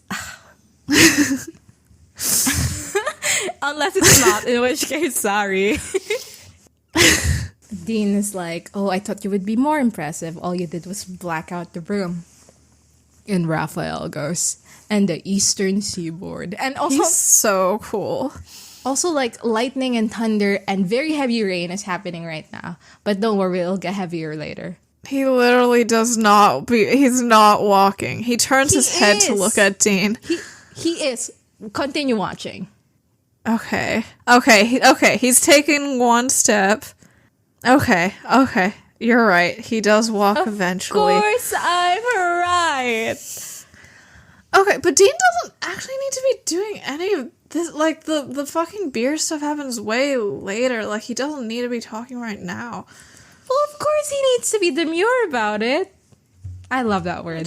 No, he just gets Raphael to walk towards him by insulting God, right? He could do that right away. Like, he's like an insolent enough person that he would. He needs to walk to the beer, so he needs to have conversation before he gets there. And he can't be so aggressive about it. You could literally just do like, look who, like, showed up for, like, dinner, like, want a beer, and then he'll go over to the beer chest. No. Dean must say the least amount of lines possible and then die immediately. What he says was, I thought you were supposed to be impressive. You just blacked out the room, Raphael says. And the Eastern Seaboard. Cool stuff. And then Raphael says, it's a testament to my unending mercy that I do not smite you right now. That's the words Cass, right? And yeah, Dean says, well... I don't know. I need to go back to the fucking episode. Okay, do you have it pulled up? No, but I have it pulled up in my hand. Okay. And yeah, Dean says, well, maybe you're full of crap because you're afraid that God will bring Cass back to life again and smite you and your candy ass skirt. By the way, hi, I'm Dean. Well, he's cute. No, he's not. You just said that in a cute word. You just said that in a cute voice. He doesn't say it like that. He says that in an annoying voice because he's annoying. I'm imagining it in my head, and I think he's cute. But it's not cute, though. You just said it in a fun voice, but Dean didn't say it in a fun voice. He said it in an annoying voice because he's annoying. Am I tricking the audience by saying it? Yeah, you're lying. You're lying to the world. Yeah. And Raphael says, I know who you are. And thanks to him, I know where you are. And Cass says you wouldn't kill him. You wouldn't dare. And Raphael is saying that, well, no, I can take him back to Michael. And this is when Dean starts walking. And he says, well, yeah, I'm not gonna go anywhere. And, like, Dean turns around to drink beer, and Zachariah says, well, you remember Zachariah giving you stomach cancer, right? And we see, like, a close shot of Dean's face as he, like, drinks beer. And he does look nervous. So, like, you know, you understand it. Like, oh, this is, like, something that they're doing as a trick or whatever. Like, he's posturing. I just thought it was, like, well, he didn't enjoy getting stomach cancer. Well, obviously that too. But, you know, like, the intensity of the situation is catching up to him here. And, yeah, Raphael says, well, he doesn't have anything close to my imagination. Love that. Yeah, so good. What would Raphael do? I feel like we don't know Raphael yet well enough to figure out what he would do. Yeah, and I don't think we learn about him. I don't remember. I don't recall. To figure it out. But, yeah, perhaps one day. Yeah. We'll know. We'll have a picnic with Raphael and dine in the Ritz with him.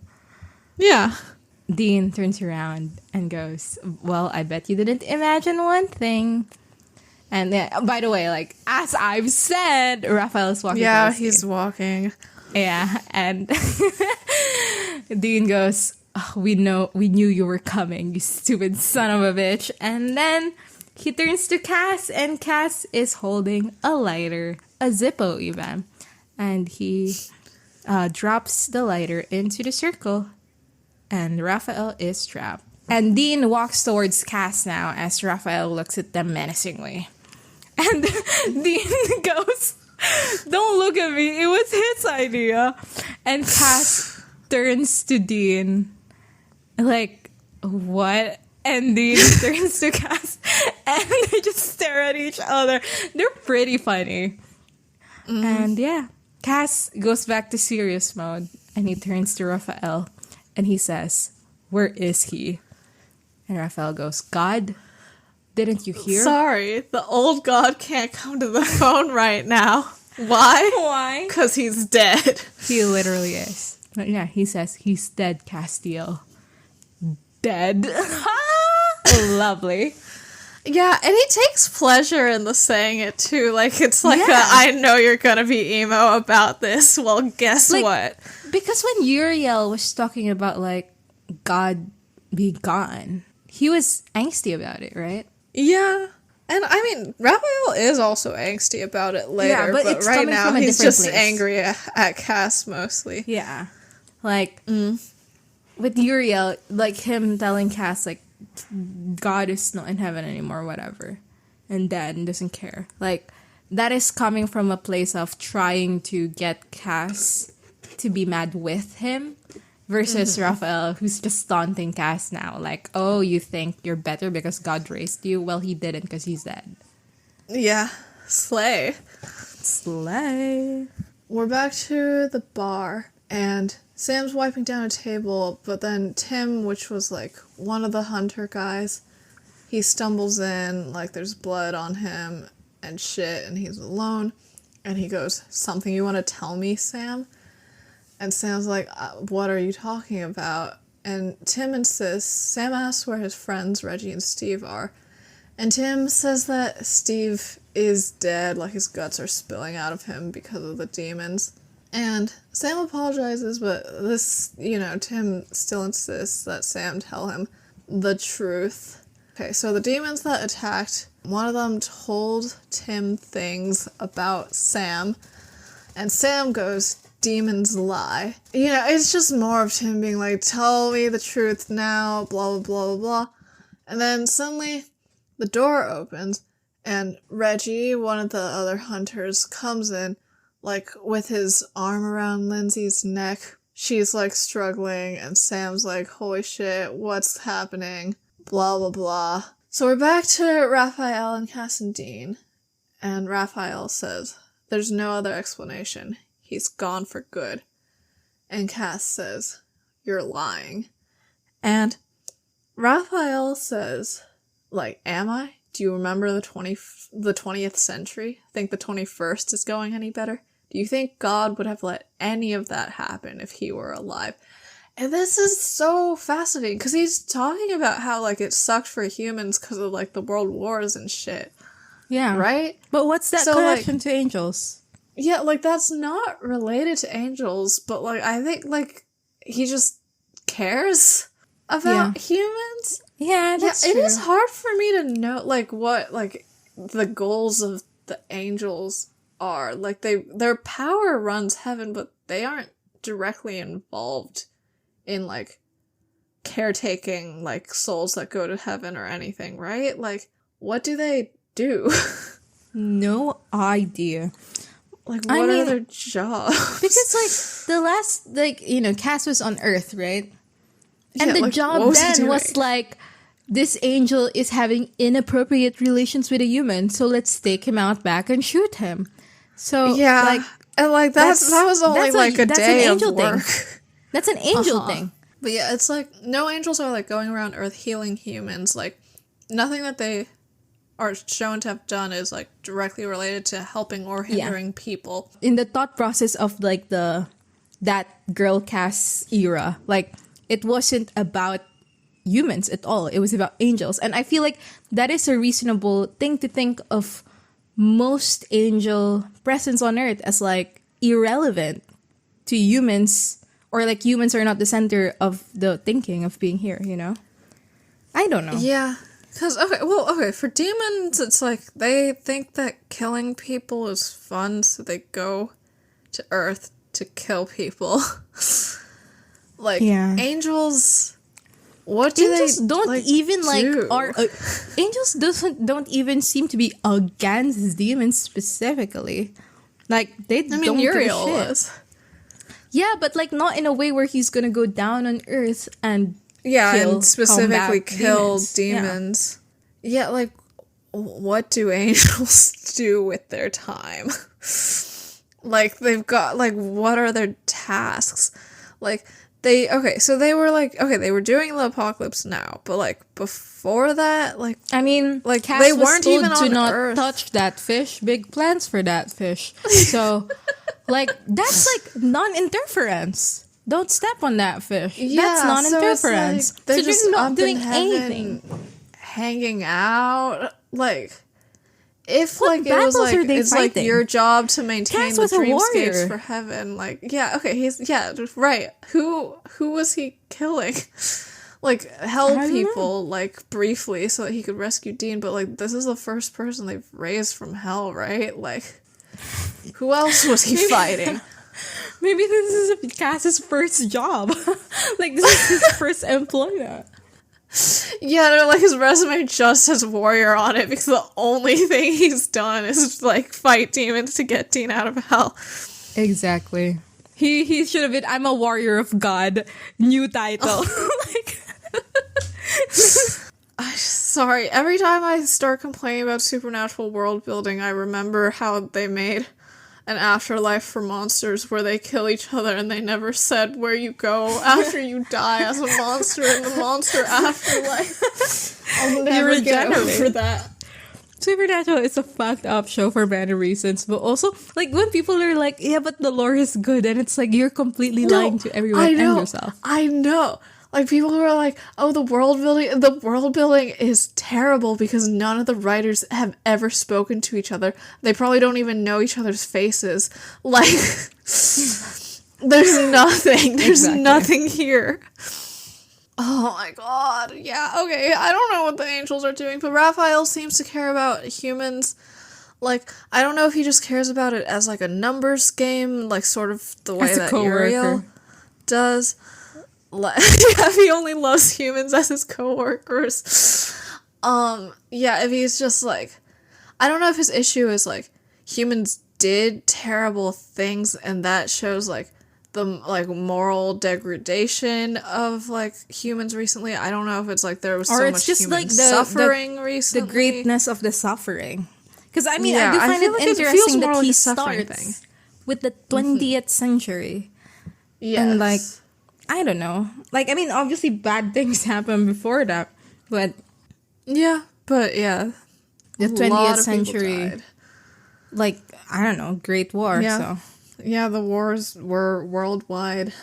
Oh. So, yeah, so, like, can I say something? Like he just cared. What? Can I say something? The idea that the 20th century specifically was more violent because it encompasses the world, I think it's a very European-centric mindset. But, okay, fine. Supernatural has a American point of view, and but okay, let's go. Yeah, I agree. I was planning to look up stats for just, like, number of deaths per per world. Yeah. And, yeah, I mean, do you think it would, like, I'm assuming the world wars would be at the top. I mean, people were enslaved, people were colonized. Like, those are things that happened before the 20th century, primarily. So, like, well, yeah, I did have that reaction to Raphael's lines as well, where he's like, you think God will let that happen? So it's like, but God let, like, slavery happen, though, is what you're saying. Yeah. Like, it is quite odd. So I just figured he must be talking about, like, just number of people dead, just given that Uriel's thing in, like, 407 was being very precise about the number of deaths in the town. So when he's talking about the 20th century, he's talking about the 2 world wars, right? And yeah, I think so. Like, the primary conception of that is incredibly European. So, like, yes. I don't know. Like, whatever. No, I mean, I think it's a valid criticism. Like, it's a thought that I had, but then I was like, well, it's supernatural, so I moved on in my mind. But I think it is good to say it out loud instead of moving on in your mind. Okay, yeah. So he says that, and it's like, there were bad things that happened before then. Like, it's not like things were honky-dory before the 1900s, but, like, yeah. I don't know. I mean, like this, there will always be this discussion of, Supernatural is a very American show, and the apocalypse is a very American thing. And it's like, the rest of the world doesn't even exist. And also, like, I mean, we also had the same criticism with Good Omens, right? Like, like, the outside of the UK is merely like a fodder for your war or whatever, but everything really is centralized in London or wherever it was centralized in the UK. And it's like, there's always going to be this discussion in apocalyptic media. It's just fundamental to it. So, I mean, how do we navigate it? I don't know. Yeah, also, okay, I'm on the Wikipedia page for, like, deaths by war. Okay, the deadliest was, like, World War II with 80 million. Yes. But actually, the next deadliest one was, like, the Chinese Three Kingdoms War, which was 36 to 40 million dead. So literally, do you remember the Chinese? Do you remember when God? Like, do you remember 220 to 280 AD? You think if God was there, He would have allowed that to happen? But what's this one? The Taiping. What's that? It's high up on the list. That was that the Taiping Rebellion? It's Chinese also. Taiping Civil War, 1850 to 1864. More recent. I guess. Mongol conquests. Love that.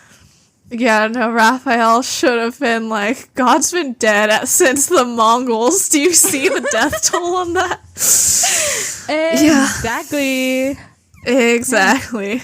Speaking of China, after Raphael I looked it up and it's awful. So after Raphael says, do you think God would have let any of that happen if he were alive? Dean goes, oh yeah? Well, then who invented the Chinese basket trick? Do you know what the Chinese basket trick is, Greg? I think I've known it before, but I've forgotten. Retell it. Yeah, so I was like, what is this? Is it like a Chinese finger trap? Like, is it just like a cool, miraculous, like, magic trick thing? It's a sex position, it's right? a sex position. Yeah. It's a sex position where someone is in a sex swing or a basket suspended in the air, and then the penetrating party is lying down underneath, and then you spin around on their dick like in circles instead of going up and down. Iconic. Yeah. Yeah. Yeah. Speaking of the Chinese, yeah. Hashtag Asian representation.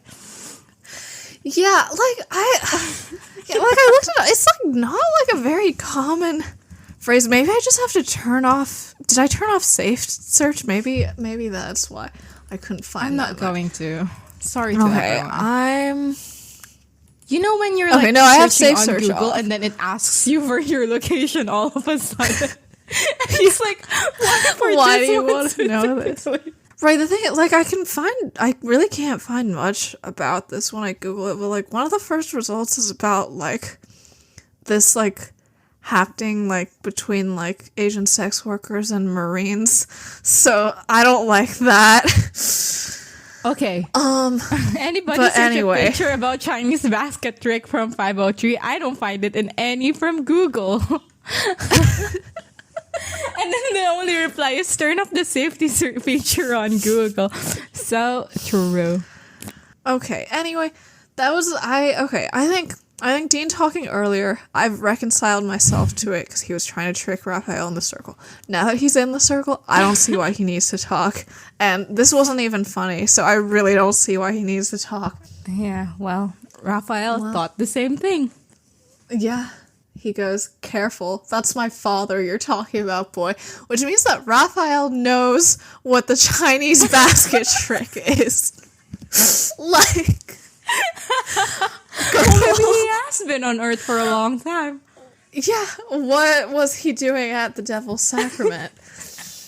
Exactly. And also, it is fun. The fun here for me is that, you know, he just called God dead. And then, like, you know, God wouldn't allow that. And then Dean insults him. And he's like, well, don't say that. That's still my father. Yeah, he still Which is, cares. you know, very Dean-coded of him. Which I know you hate. Sure. That's why I said it.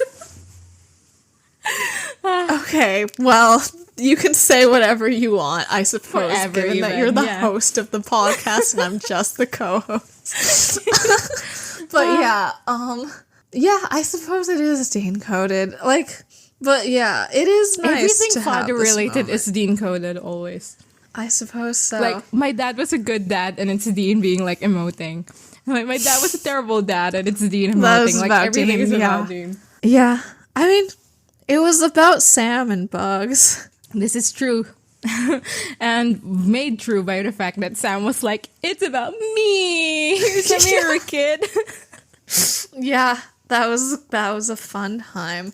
Yeah, especially because he was, like, taking pleasure in being like, God's dead, bro. But, like, he cares deeply still. He gaff, yeah. Dean, who's still talking, goes, yeah, who would be so proud to know his son started the friggin' apocalypse. He actually would be. Chuck was down for this. Yeah. And Raphael goes, who ran off and disappeared, who left no instructions and a world to run. And that's, again, what do angels do? Like, Raphael considers himself, like maybe someone the who angels runs don't know Earth. what to do. Because God left. But yeah, I guess... So, okay, Raphael feels like he's responsible for taking up God's job. Yeah. In some way. Whatever that happens to be. That is an interesting concept. I wish that they developed it further or just told me at all what the fuck angels do. Also, when he was saying this, the camera was on Dean. So when I say that, like, they're trying to do a Dean parallel, like, okay. they are. Yeah. Like, that's real, yeah. Dean goes... Dean just makes a joke about the post office. No, but I love it because that joke is just for Cass. Like, it's just a Cass joke. He's not trying to be funny for Raphael's behalf. I think he's just being funny for himself. I think he's just being funny for himself. Yeah, but like also like for Cass, like it's an inside joke with Cass, so I think that matters. Hashtag he doesn't even look also, at Cass. He does.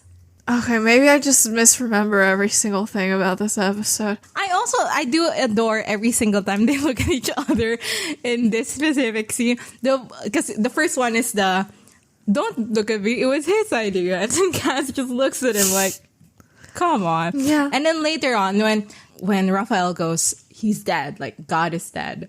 They also look at each other again. And it's supposed to be serious, but it's so funny to me because it was like the last time they did it was his idea, which was comedic. And now it's here and it's like, well, this is supposed to be a serious scene, but it is a bit funny. Yeah.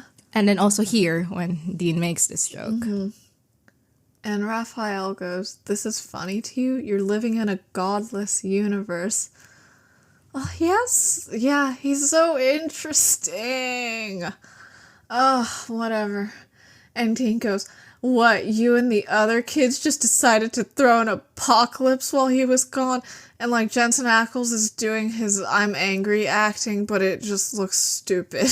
Raphael says, "We're tired. We just want it to be over. We just want paradise." And okay, I am interested in this. We're tired. We want it to be over. What is because, okay, the angels' plan is that they're going to raise the earth to the ground during the fight between Michael and Lucifer and then start it over again. Yeah. So it's like, we're tired of cleaning up, like, the mess of God being absent for 2 centuries. What are they cleaning? That we should just... Yeah, I don't know. I mean, we're tired suggests they're doing something and they're tired of it. But it could, it could be just we're tired of waiting. Tired of bearing witness to tired of waiting, atrocities. He should listen to Phaser Days. So it's, okay. We're tired of working to run the earth is one interpretation. Well, we're tired of how bearing witness to a godless universe is another. And then we're tired of waiting for paradise because we always knew the apocalypse was coming eventually and it would involve us getting to rewrite everything. So those are like the 3 interpretations, and 2 and 3 both make more sense than number 1 because we don't know what the fuck they're doing because they're doing nothing. And I think for Raphael, I'm leaning more towards number 2 because of what he said about the 1900s being bad. Yeah. But it could also be number 3. I think at this one he is getting a little bit teary, or is that just the light? I'm actually not sure. Although there are moments in this episode where I'm like, he is more emotional than I thought he would be. And I think that is because of the teary-eyed nature of everything. Yeah. He is getting teary then. I mean, it also is like later on, right? It's like really pouring. It's really raining in this room because he busts. After this, he busts open the window. Even Cass, who is wet, drenched like a wet cat, he doesn't look as sad as Raphael. So, I do think he may or may not be teary-eyed, but it certainly is a choice to portray him as like upset about this, and he really is. Yeah. So Dean goes, God dies and makes you the boss, and you decide you can do whatever you want. More Jensen Ackles angry acting that doesn't land. And then Raphael goes, yes. And whatever we want, we get. And the windows break, and all the rain comes in. There's lightning. It is fascinating to me that, usually, right, Cass is when, you know how, when they enter the room and Cass is wait, and Dean turns as Raphael comes into power. But Cass, just stands there, straight up. And that's because there are things that, affect Dean that, doesn't faze Cass at all. But here, when the windows burst open, Cass crouches with Dean. And, I do think that's... To me, it's obviously the rain is not going to really hurt him, but this is still Raphael, and this is still and this archangel killed him. And so, like, there must be that fear. And, like, the way Cassis speaks, we don't see it. And we don't get the benevolence of the camera on him where, like, that's it does to Dean, where whenever Dean turns around, the camera lingers on him. So we see him, like, try to collect himself out of the sight of Raphael and Castiel. And Cass doesn't get that. So we are just too, like, you know, we don't really get immediately that, like, oh, his confidence here can be just a front. To me, when he crouches down at that, it's like, oh, he is afraid. Like, there is fear here. And, like, he genuinely thinks that Raphael can hurt him, which he probably can. Yeah, he probably can. And the rain's gonna put out the fire eventually, so we'll be able to leave. Yeah. Oh, I love their dynamic so much. Because, like, even here, right, like, because, like, they both do have power over each other. Like, Raphael is an archangel, obviously. Yes. So that's his power. And Cass is clinging on to the, and God raised me. Mm-hmm. And that's more than Raphael can say for himself. And that's his power. Like, we can see Cass as the underdog in this situation. And in a way, he is. But he is, his confidence is, like, probably more than he ought to have. And that also makes it much more fun. Yeah. Okay, well, so, yeah. Oh, Sam is in the bar, and Lindsay held and knifed on the neck. Well, not knifed, the neck's against the neck. And... yeah, Sam says, like, okay, well, let's put the knife down. Again, knife gets put down. Lindsay breathes a sigh of relief. And I'm like, she's gonna turn into her true demon nature, except she doesn't. And yeah, Sam confesses. What the demon said, it's all true. And yeah, the guy says, like, okay, well, keep going. And Sam says, why? Are you gonna hate me any less? Am I gonna hate myself any less? What do you want? Yeah, Sam and Tim are both so in their feelings right now. Yeah. Like, Tim's just in the, like, my best friend died sauce, and Sam is in the guilt sauce. Like, am I gonna hate myself any less is such a weird line to throw here, but, like, that is what he's thinking about. Like, this is what I've been saying in 501, right? Like, why bother talking about it if it's not going to fix anything? And it's the same argument Sam is making. Maybe Sam has been hearing me all along. Don't listen to me, Sam. I think we both need to go to therapy. But, yeah. Perhaps so. Perhaps so. And, yeah, Sam says, I did it. I started the apocalypse. This man needs to provide fucking context. He needs to say, I was tricked into starting the apocalypse. Yeah. God. And also, I mean, like, I heard so many people. It's like, well, pretty indirectly, I believe. And also, that's not you, I don't think. I don't know. Yeah, like, I was tricked into doing something that, like, caused someone to come out who then hurt people.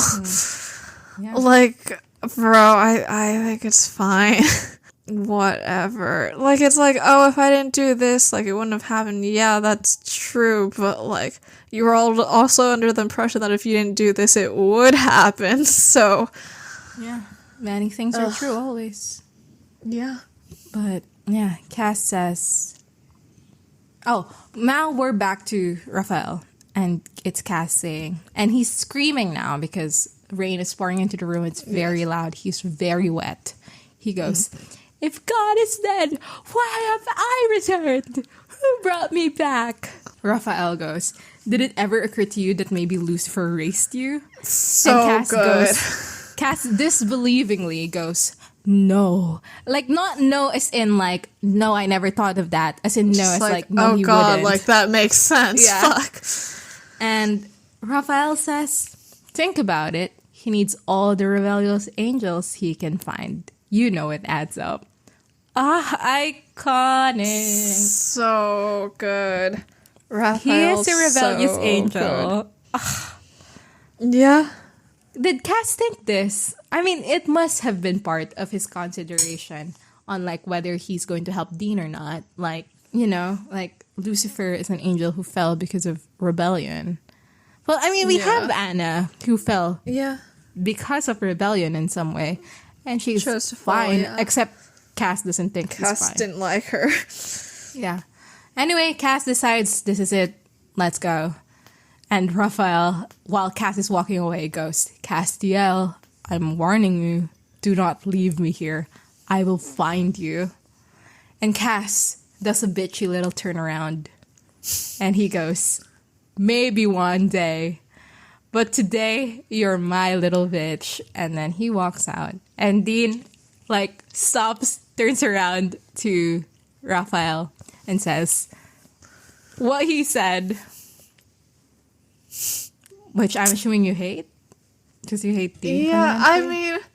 Yeah, when I was watching it, I did go, shut up, Dean, I hope you die forever. And Danica was like, no, you do need a line to lighten the scene just from a writing perspective because of, blah, blah, blah, blah, blah tone. And I was like, fine. No, I mean, yeah, you do need to lighten the mood. And also, it's just, again, Dean, the last time he saw Cass, the last, you know how, in 422, I mentioned that Cass was, suddenly very commanding and everything, and Dean was, a bit surprised by it. And, this last 2 episodes, Cass was the same way, except it was towards Dean or whatever, he was commanding to Zachariah, but that's a short period, and then, to Sam and Dean, but to Dean, but that's towards Dean. And here is he just spent the entire day yesterday seeing Cass be goofy and silly and, etc. and awkward and don't know what to do. And now here's here being cool, and it must be oh, that's fun that my friend can do that. Back in the bar, Tim holds up, a little tube of demon blood, and he calls it Go Juice. And Sam says, get that away from me. And Tim goes no, we're gonna force you to drink it, you're gonna Hulk out, and then you're gonna kill all of the demons that killed my best friend. And, at this, Reggie, handcuffs the other hunter. Reggie handcuffs Lindsay to the bar, and then Tim goes, or she dies. And Sam's you wouldn't do that. And Tim says, it's funny how watching your best friend die changes that. And, my annoyance with, this scene is just the way that Reggie literally doesn't have a single line. It's just him the whole time. Tim is just saying stuff, and then Reggie is the only one who lays hands on Lindsay. And, they've sort of relegated him to, this kind of henchman kind of role. Attack dog, yeah. Yeah, in this scene. And it's, and, they're trying to make Tim, he's a villain, but, you are supposed to be slightly sympathetic because they let him say all his lines about his best friend dying and stuff. And, what was Reggie's relationship to Steve? Why isn't he saying anything? What's going on there? And, I guess it's especially bad because Tim is white and Reggie is black, and Supernatural has a history of, as we've said many times, black men enacting violence on white women in order to, show how bad they are or whatever. Yeah. So, yeah, that is sort of happening in the background of this entire scene. So after Lindsay gets handcuffed, Tim and Reggie sort of charge at Sam, and they end up restraining him and pouring the blood into his mouth and forcing him to swallow it. Horrible. And, yeah, it is bad to look at. And after this, they let go of Sam,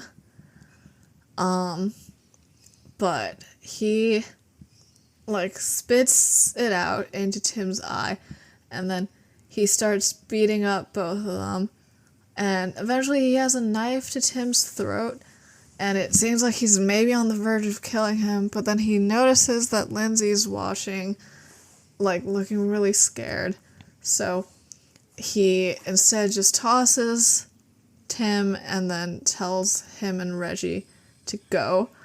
And Tim says, "Don't think we won't be back." And Sam says the worst comeback line, which is, "Don't think I won't be here." Like, that's why they said they were going to be back. It's because they think you're going to be here. No, but like what he's saying is, "I'm not afraid of you. Bring it on." Yeah, I know. It's just, I find it silly. Well, I hope Lindsay's okay. I hope Lindsay's okay and we don't ever see her again this episode. Yeah. Yeah, maybe we next don't. episode? I'm not sure though. I don't even know if we see Sam next episode. Yeah. I mean, I don't think he's welcome to stay at this bar anymore. Literally, "Don't think I won't be back." And then the bartender the next day is like, "Keith, you're fired." And Sam's like, "I guess I won't be here." Yeah. He hangs around anyway, just to keep his promise. Yeah, exactly. He promised. He promised. Okay, well, now Dean and Cass are now in the car. And I think, despite knowing that Dean and Cass drove everywhere together, this is the first time we're actually seeing them, like, in the car. And as I said, it is a bit reminiscent of the scene in 403. That's 403, right? In the beginning. And it's like, you know how in 403 the conversation... Are they in a car together in 403? Yes, on the way to marry. Like, why would asks. Cass... Yeah, Wait, Cass asks. was like... I thought he just disappeared. No, he was with Dean. Oh, to drop car. some information? Not particularly, to interview Dean. I don't remember. Like, Dean was on his way to, like, marry and everything. And Cass says, like, "Hey, Dean, this is fine by you. Like, if you save Mary here and now, or if you know, I remember now. Yeah, if you change the course of history, every person you have saved, you'll never be born. Every person you have saved was going to be unsaved." And he says, "But it's my family we're talking about." And I find that interesting in juxtaposition with this scene, where Dean is throwing that back to Cass a little bit.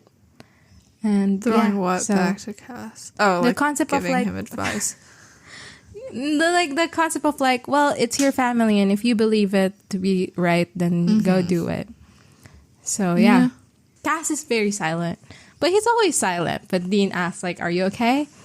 And he says, "Look, okay, I'll be the first to tell you that this crusade of yours is nuts." Why does he call it crusade? Do people just say that, right? People say that when you have, like, a mission, yeah. But I do know a little something about missing fathers.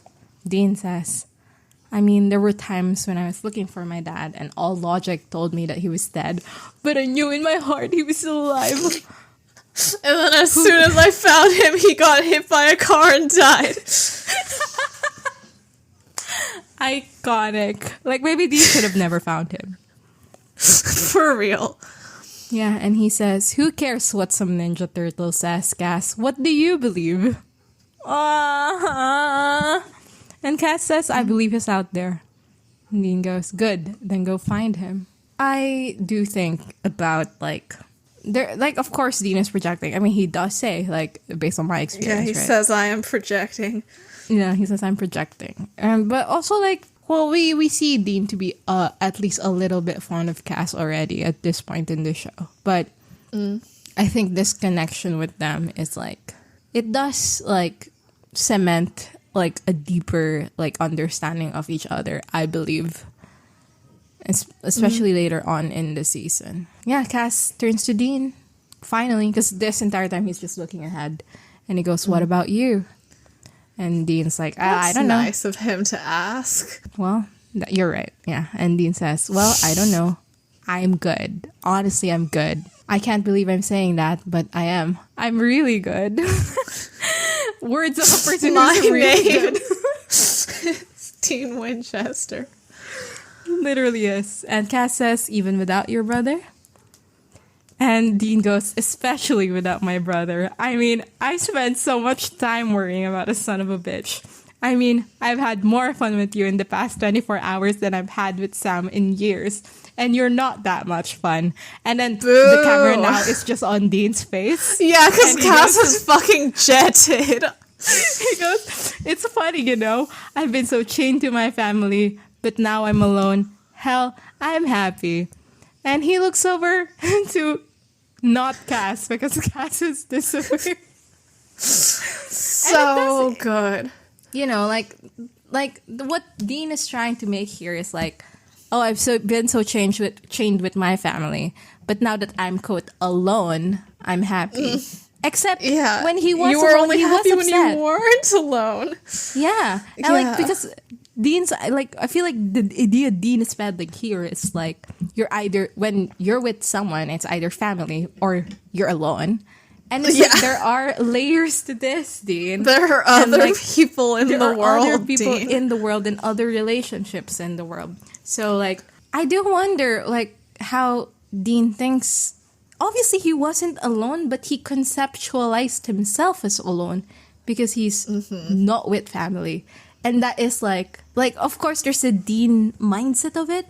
Of, like... Yeah, I think alone is, like, no one I have to take responsibility for. Because, like, Cass is like, I'm gonna die, and Dean's like, cool. Yeah, and also, like, even if Dean was instructing Cass on what to do and etc., I don't think, as you said, there is the feeling of, like, I have to take care of Cass. And even if there was, like, I mean, we saw Cass earlier, and he was cool and shit. And so Dean, right now, must have a keen awareness that, like, Cass is not like somebody I have to worry about in that way. Like, Sam is also capable. No. Here's the thing. Like, Cass can hold himself, and Dean, in a universe, must know that Sam is also like this. Except he has not internalized that. Like, he still thinks no matter where Sam is or ends up becoming or whatever, how old he is, he will always think of Sam as somebody that is his responsibility and his to take care of, even when Sam can very well take care of himself. And yeah, that's the issue. Like, he's been so chained to his family because he has decided that, like, this is a responsibility. He made the chains and then he tied them. Yeah. Like, you locked them, you threw away the key, like, okay, well, I don't know. And it's like, first of all, his relationship with his family doesn't have to be this way. And number two, like, you can have other relationships with other people. But okay, Dean. And on Cass's perspective. Yes. I mean, he doesn't hear it. He doesn't hear the last sentence that Dean says. But it is, I do wonder what he would think if he realized he was able to connect the dot that, like, Dean conceptualizes himself as alone with Cass. I think it would hurt. Yeah, to me, it reminds me of, I mean, a completely different context, of course. But there's this wonderful book called The White Tiger by Aravind Adhika. And the plot is about a man who worked as a driver for a very prominent family who owns the land in his area. When the wife of that man left him, he took care of the guy.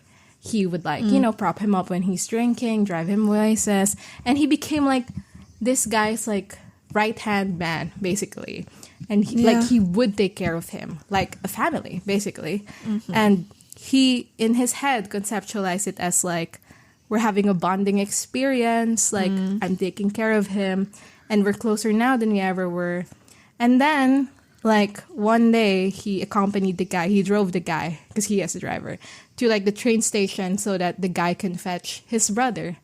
And, like, in the car, he tells his brother, oh, thank God you're here. I've been alone these past few weeks. And, like, this is what this reminds me of, like, there are certain people in your life that, oh, well, this man specifically, like, because this driver was an employee and he thought of him as lesser or below him in social standing.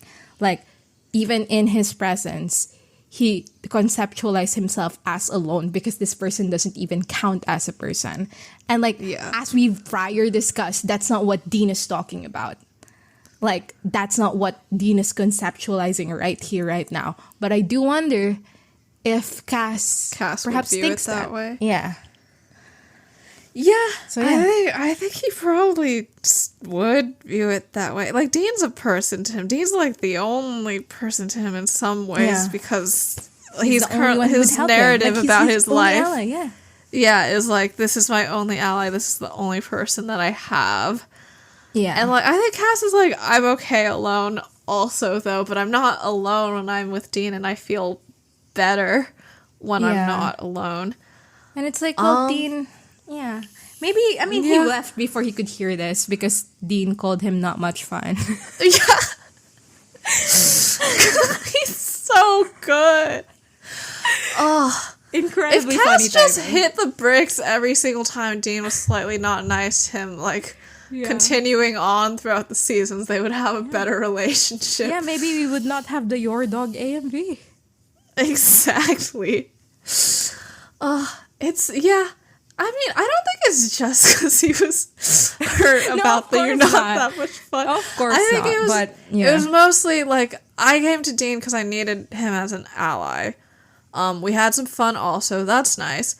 The mission's over. I don't need him anymore. He's giving me some advice. That's nice. And now I'm going to ask, I'm going to ask how he's doing to make sure I'm not needed. He just said he's good. All right, peace. Yeah. But I do think he was like, oh, but I'll hear out the end of, like, Dean talking about his feelings, and then Dean's like, and you're not that fun, and he's like, oh, no, okay, bye. Bye. You're not that fun either, Dean. Yeah, look at how you're so not fun that I don't even want to hang out with you anymore. Bye. Yeah. Towards the end of this conversation, you're saying the last sentence, and I've already left. Yeah. Man, it was not nice of Dean to say you're not that fun. I mean, I feel like Dean was talking like Cass was his driver. You know, like, you wouldn't say that to, like, a friend that you were having a conversation with. I think you would. Like, I think this is an ingest thing. Where, like, oh, you're KJ. Yeah, you know that. I didn't view it as an ingest thing. I mean, Dean's not looking at Cass. He's just looking forward. I think he's just, like, monologuing. I think he's sort of forgotten about everything. No, I think you're not that fun. It's not that offensive. Yeah, but, like, I also it's not that offensive. I also wouldn't say it to like a new friend. You know what I mean? Like, I would only say it if I didn't mean it. You're not and Dean. It was to someone I knew better. But you're not Dean. So, and Dean has always been a bit more glib with people. We haven't really viewed a lot of his friendships, so it's hard to say where this falls on the... Well, okay, he means it, though. He does, like, mean it. Yeah. Like, he thinks Cass is not that fun. Well, he's not... Yeah. So, like... And... I don't it's know. less mean if he doesn't mean it. Yeah, because, like when you make jokes that but insult it's lighthearted. people... Okay. It's not an insult. You're not that much fun. It's not an insult. I think it is. Well, I've insulted many of people in my life then. And you have. But I think it's an insult, and I think you only insult people jokingly if, like, it's like something that both you... It's either like something that you know that they also think about themselves and, like, think of and, like, laugh, or it's like something that's abjectly not true, so the joke is like, well, obviously what I'm saying is false. I mean, there's difference between joke and light-hearted ribbing, and I feel like this falls under the light-hearted ribbing more. But he doesn't say it with, like, a laugh with Cass. He's just laughing at himself, at his ability to have fun with some guy who's boring. Well, it is fun to have fun with a guy who's boring. But, like Cass is not in on this. Like, Dean's just saying it out loud to the air. Wait, I'm going to watch the scene. I suppose I will also. He looks at Cass specifically. When he says you're not that much fun, he looks at Cass, like fully turns to look at Cass. I will see how I feel about it. And then Cass just leaves. God, and he literally wasn't alone is the thing. Like, he wasn't alone. That's why you were happy. He's so sick in the head. Oh, now that I'm alone, I'm happy. Well, you're not alone, so fix that about yourself. Okay, you're right that he looks at Cass, but he doesn't say it with enough of a smile that I would categorize it as ribbing. Like, he just says it completely flatly. He just goes, and you're not that much fun. Like, well, maybe Cass that is not that much fun. Yeah, but I know. I know that he means it, and it's fine that he means it. It can still be ribbing if you mean it, but like you have to be laughing a little for it to be ribbing. Yeah, I suppose. So you think here, like Cass? Okay, how did Cass perceive this? I mean that's just that Dean thinks he's not that much fun, and like isn't really thinking about his feelings right now. He's just monologuing about his life without Sam. Well, next episode, they're gonna be sweet on each other, whatever the fuck. So Are maybe they? Cass's mind would change on whether Dean likes him or not. Yeah, and I guess we'll have, like, Cass never change with the hand on the shoulder. Yeah. Oh, Cass. He looks over at Cass. Cass is gone. His smile kind of fades a bit. This is your fault, Dean. You should have said, I'm happy. You should have said, and you're the most fun person ever. You should have said, you have never been a killjoy. Yeah, exactly. We're back at Sam's motel room, and he's asleep again. And, I didn't keep track. Does he have his shirt on this one? Yes. So, okay, so it's like expressing that he feels less comfortable and safe now. Yeah. Yeah. So. Yeah, I suppose so, because he just got attacked and everything. Mm-hmm. Also, when Lucifer transforms from Jess to Lucifer, it's ugly. The outfit also changes, right? Oh, yeah. They should have put Lucifer in a fucking Doctor Who 13th Doctor's death ass transition. Jess is back, and he kisses her, and like on the neck, and then it's like her back is to him, and then she rolls over, and she asks him, "So this is your life now? Think you can just live forever with your head buried in the sand?" Hey, what happened with those 10 demons? Are they still, like, running around?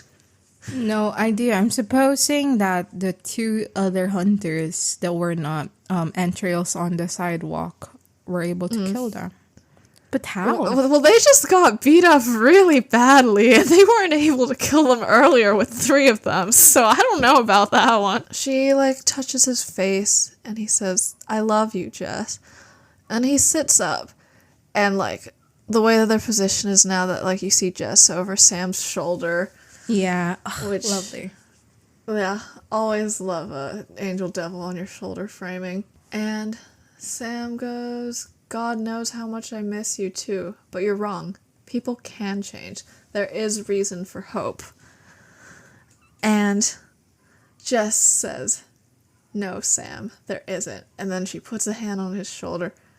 And then she turns into Nick. And it's a bad special effect. It looks like shit. Yeah. Well, it's fine. I think it was fine. Yeah. I mean, it's hard to do a transition like that. I would rather they just do the thing with the angels where, like, it's like a shot away and then it's a shot back. Like, there's a reason they've avoided fades for, like, angel magic before. Sam asks, "How can you be so sure?" And Lucifer says, "Because you freed me." And Sam turns around and he sees this and he's like, "Holy fuck." And he, like, gets out of the bed and he starts backing away. And Lucifer tells Sam that he's difficult to find, harder than most humans. Fun. I don't suppose you'd tell me where you are? And Sam asks what Lucifer wants with him. And Lucifer says, like, you know, I'm out because of you, so I want to give you a gift. I want to give you everything. Yeah. And also, this is a dream, right?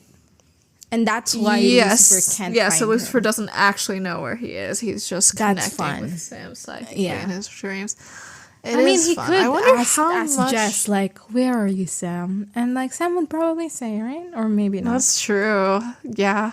Yeah. He was not a good strategist at all. Yeah, you showed your hand too early, Lucifer. This is your fault. I think, but he just thinks that Sam inevitably will agree, so he's fine with playing the long game. Sam says, I don't want anything from you. And Lucifer says, I'm so sorry, Sam. I really am. And he says that Nick just isn't a very good vessel. And he asks Sam, why do you think you were in that chapel? You're the one, Sam. You're my vessel. My true vessel. And Sam goes, no. That'll never happen. And Lucifer says again, I'm sorry. But it will. And I think that's like a callback to, like, because he says sorry twice, and then in the episode Sam says sorry twice, and like the guy's like saying it like extra doesn't make it real. And he says, I will find you, and when I do, you will let me in. I'm sure of it. And Sam goes, you need my consent.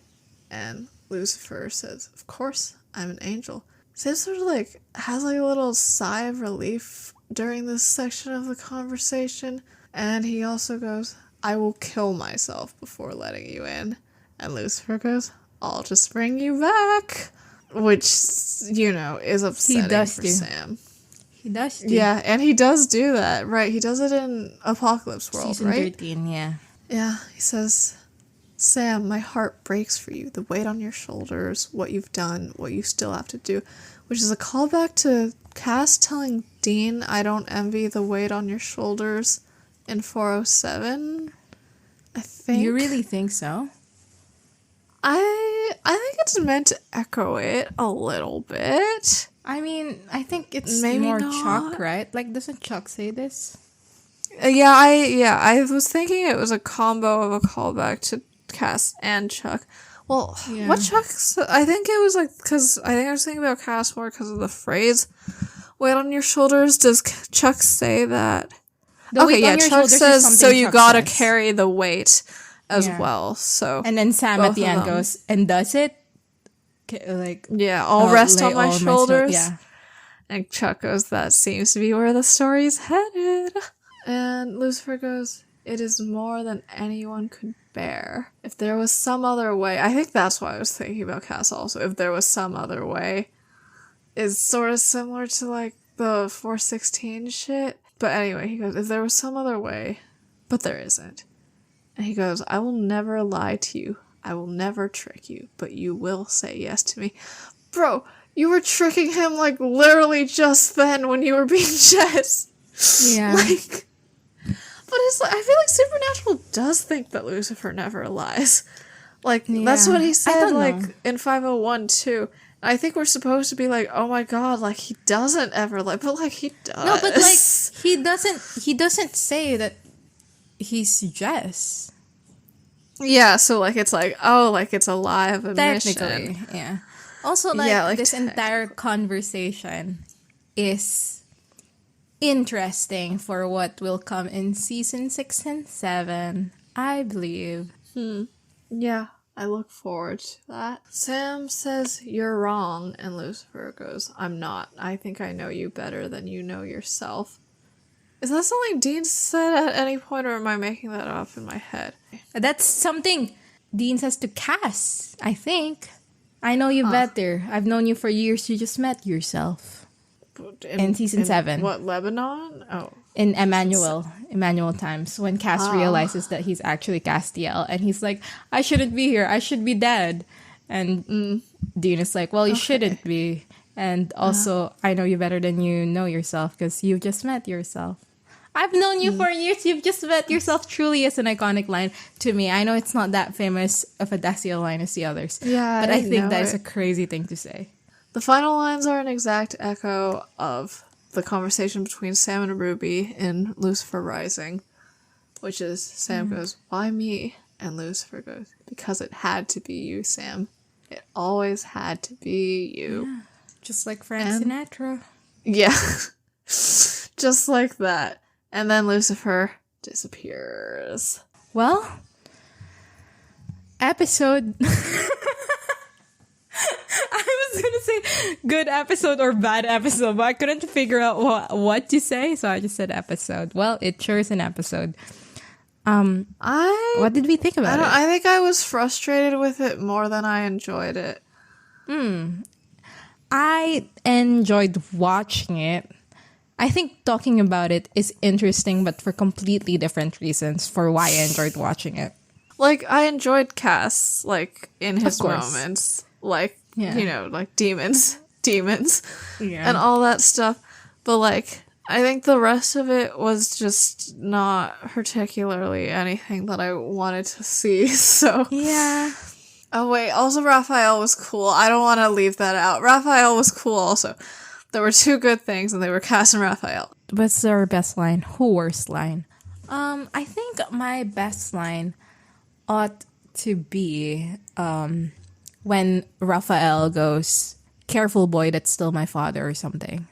I've talked about it, why I like it, but yeah, it is fun that there is a difference between thinking that your dad has abandoned you instead, like you insulting your dad, versus other people doing it.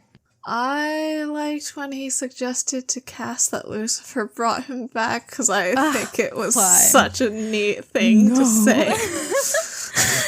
No. Like, fuck him up, Raffy boy. Like, let's go. Yeah. I don't know what my worst line is. I mean, I didn't like Lindsay very much, but when she goes, "Oh, very misterioso," I was like, oh, this is the beginning of something I won't like. So, there's that. Yeah. I didn't like when she said that, like, there'll be bloodshed unless you agree to go to dinner with me, and we're supposed to think it's, like, he's fun. A demon for sure. But she wasn't. Yeah, and I also didn't like basically anything Dean said inside of the brothel. IMDb. No. We have to spread those sheets. And there are points this episode. We have misogyny, racism, homophobia. Definitely a misogyny here. I would say 3. Is that okay? Okay. So that's the casting anti-sex work, all the jokes about sex workers, and then Lindsay fundamentally as a person character. And the way she's used as a damsel in distress, and also just very flat, just to give Sam advice. Yeah, I think that's a 3. We can do that. And racism, should we do 1? The way that they treat Reggie should count as something. That's probably like a 1? I think that's a 1. Yeah. Homophobia. Bert and Ernie are gay. I mean, I don't think that's homophobic. Like, Bert and Ernie are gay. So, like, Dean Winchester should be able to express his headcanons for Sesame Street, the fandom. Yeah. His headcanon is supposed to be... It's supposed to be funny. A joke. It's a joke because it's a random thing to say. Yeah. And Thelma and Louise is also not homophobic because it's just a reference that Cass doesn't get. Yeah. I don't think that the fact that they're both women had anything to do with what Dean said. There is also the discussion of the personal space being like the show acknowledging Cass's being close, like, haha, we know they look gay, haha. But I'm not, do we count that? This is the part where it's like, it becomes so messy. Like, here onward, because they do so many homophobias to Cass specifically. I just think that Dean saying Bert and Ernie are gay is possibly because he thinks it's gay that Cass hasn't fucked a woman yet. I don't think so. I think it's just like, haha. But it's like, Jeremy Carver could have written literally anything there, right? Like, why that? Because Bert and Ernie are gay. No, but I'm saying, like, the implication like that had to be on his mind. Well, I think the implication with the Bert and Ernie is like, Bert and Ernie are gay, but you're not. Like, no. Like, there's like, it's not a known fact, or it's not like a canon thing, right? It's like it's generally known, but it's not like confirmed in that way. So it's like, you can't say a fact in that scene because it doesn't deliver the same implication of, but like literally, I know 2 things for certain. There are many things that could be said, and like choosing that thing means something. I don't think literally any mention of gay people is homophobic. I don't think it's homophobic in every situation. I do think in a situation where Dean has just gone, it's so fucking weird that you haven't fucked a woman yet, and the second half of the sentence is, and I'm gonna make sure you fuck a woman today. I think that one can extrapolate homophobia from that. I protest. Well, now what do we do with our points?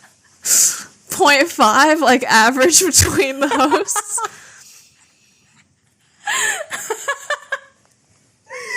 But the thing is, if we do 0.5, I lose because I'm arguing for 0 and you're arguing for 1. Yeah, and the average between 0 and 1 is 0.5. How does that make you lose? Anything above 0 is a concession on my part. Okay, then I think anything that is 0 is a concession on my part. Either way, one of us. I think anything below 1 is a concession on my part, so we are both conceding in the middle. Because you're saying there's homophobia, and I'm saying there's no homophobia. And if we go 0.5, you're saying there's less homophobia, and I'm saying there's homophobia. And like that's more against me. Well, we've only ever done full points before. Like this is like it does make it clear that this is a special case. Who the fuck wrote this episode? Jeremy Carpenter, this is all your fault.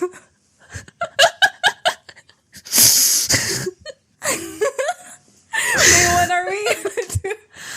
I mean, I've said what I want to put down, and you said what you want to put down. We can make 2 separate columns that are homophobia parentheses crystal and homophobia parentheses gray, if you think that'll solve the issue. Maybe Dean was just thinking about it. Like, not in Why correlation was he thinking about it? Well, is there a need for a reason to think about Bert and Ernie being gay? There's a reason for thinking about it, writing it down, having an actor do it, and then airing it. Like, maybe Jeremy Carver had a kid who was watching Sesame Street, and he was like, damn, those two are pretty gay. And then he thought about it while writing. Okay, but you like, once you're writing, like, you do have to think about how things look when they go on screen. Like, it's not like you write the first thing that you think of. Supernatural writers specifically are concerned I think the supernatural writers do editing screen. At least. Like, you do, like, every word is a conscious decision. And then, like, watching it be filmed is another conscious decision. This is, like, so far away from our preconceived ideas of supernaturalist writers in the podcast, though. I mean, I think that we're always saying, writing. Do they even know the implications? But now suddenly it's like, and the implication, if we do a turn to this thing, and then a left here and a right here, it's homophobia. Fine, okay, even if they weren't thinking about the implications, I think that subconscious homophobia caused that line to be written.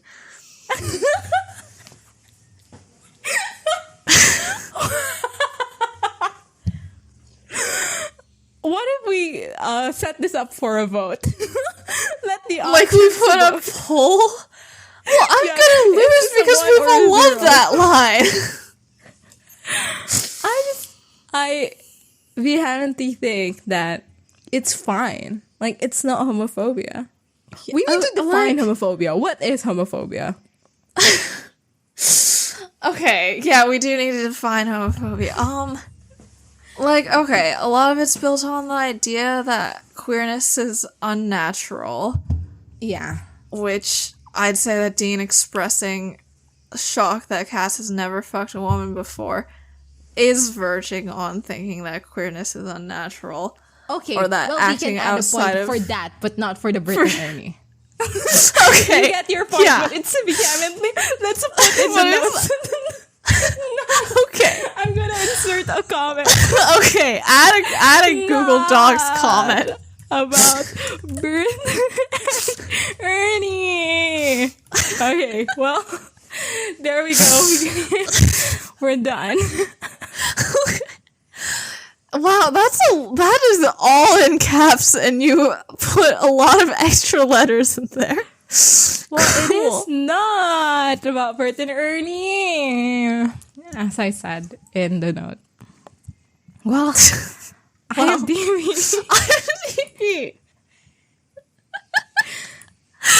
God. We argued about the two dumbest lines of the episode. Yeah, we sure did. Okay, my guess for this episode is an 8. Oh, you do first, right? You do first. 8.8. Okay, I was gonna go an 8.9 even before you said. Well, here we go. It's an 8.5. Huh, that is the lowest so far in season 5. Surprisingly low. I thought this was a beloved episode. Maybe people are like, I don't see why we wasted all this time on Cass and Dean hanging out. I want more action. No, or I mean, I'm not sure. This one is an 8 out of 10. Well, they don't say anything negative, but... Yeah, they just say it's good. Yeah, this one's also positive. This one says... So true. I definitely like Dean more as a character, but at some point, I think the show becomes the Dean Winchester show, and when Sam's story is so compelling, it's good to see it without Dean's reaction being the focus. Yes, so true. True. This person also writes Cass as CASS, but I forgive them. Yeah. Because of this. Yeah, exactly. Yeah. And this one is taking a guess of like, if Sam was in that chapel so that Lucifer can possess him, then it was definitely not Lucifer who put them in the plane and therefore put Cass back on Earth. That's true. That's true. Lucifer wants Sam it's not to going to stay be there. Lucifer. It's probably God, and they will probably find God. Good guess. Iceman 171 from October 2, 2009. This one says it's a disappointing episode. Yeah. With a great conclusion. Dean's attitude towards Sam is weird and the plot goes nowhere. So they were like, I don't understand why Dean said he's happy. Like, is that what they mean? I don't know. I mean, they said that the conclusion is great. So they understand. Yeah, and the conclusion is the Sam and Lucifer conversation. Maybe like the beginning attitude or something. But Dean doesn't say anything. The lines of Dean are very funny, but the idea of seeking God out is ridiculous. Okay. Well, you already met him and you don't know, so. Yeah. Yeah, this person's complimenting. This one says Castiel is pretending to be Lindsay so he can keep an eye on Sam. Oh my god, I love that. I think this is so good. I think this to be the most unlikely theory because there has been no suggestion previously that angels can be in 2 places at once. The point they're making is the necklace Lindsay is wearing throughout the episode is a lot like the medallion Cass took from Dean in the last episode. Huh. God, they really... Okay, their other theory is that Lindsay is God. It's great. I would forgive Lindsay all of her everythingness if she was God. Yeah. This person just says, love this so much, I wish it had more moments in the final, but can't get what we want. Love the Bert and Ernie reference. Yeah. I love that. Yeah. One of these people is complimenting Demore Barnes at his portrayal of Raphael, which I'm glad that someone is mentioning that because he was real good. Yeah. This one says, Dean and Cass' sexy time adventures are fun. One way to put it. But Dean's feeling like weight have been lifted with Sam gone is a bone that the writers never fully chew. this episode, yeah.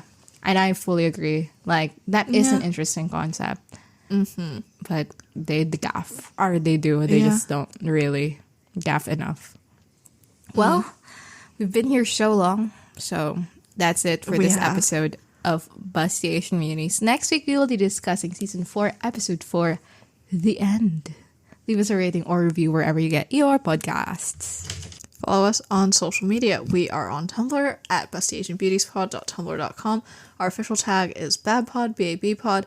Thanks to everyone who's donated to our Ko-fi at ko-fi.com/bustyasianbeautiespod, which is where our outtakes live. And check out our merch at babpod.redbubble.com. You can email us any feedback, comments, or inquiries, whether you agree or disagree with our 1 point homophobia, in our email. bustyasianbeautiespod@gmail.com. See you guys next time. Bye. Bye-bye.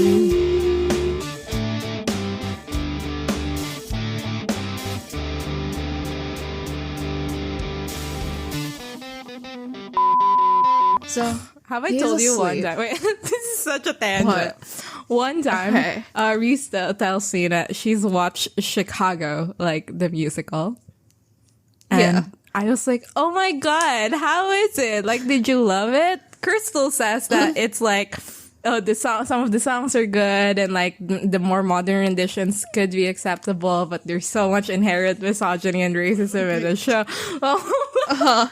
She was like, but I was not talking about Chicago. She was like, what are you talking about? And I was like, yeah, you know, like people will say we're in love, blah, blah, blah. And she was like, I have no idea what any of the words you're saying are supposed to mean and relate to this. And I was like, Chicago, right? Like the musical. And then we figured it out like a solid maybe 5 minutes later. So a very long time we were just going back and forth, confused about everything. That I was talking about Oklahoma. So yeah, fun stuff. Sam would love connections. Yeah. Would Sam love Letterboxd, though? That's the important question. I don't love it, so maybe he won't either. Because as we know, I am I the love physical it. representation of Sam Winchester in real life. Okay, well, thanks for letting me know about that. You know what? I think Sam would love Letterboxd, and the person who would be really into connections is Dean. Yeah. Yeah. Yeah, I think so. Because as we know, I am the physical manifestation of Dean in real life. What would Cass be into? I think Cass wouldn't like... or Cass would find connections and crossword very difficult. Yeah, I think he'd like the tiles ones. Yeah. Perhaps Letterboxd too, honestly. That's true. He probably knows big words. The Redstone crossword app, which is my favorite crossword app. They have like specific sets that are 5 by 5, and it's for children. So you're supposed to play it with a kid. And so when we're in the car in my sister's board, I play it with her. And I feel like Cass could do that. Like, Cass could do the 4 kids 5 by 5 tiles in a fucking Redstone crossword. And he would have a fun time, because the point of it is to introduce concepts to children and to like allow them to like ask questions or whatever. And I think it would be nice for him.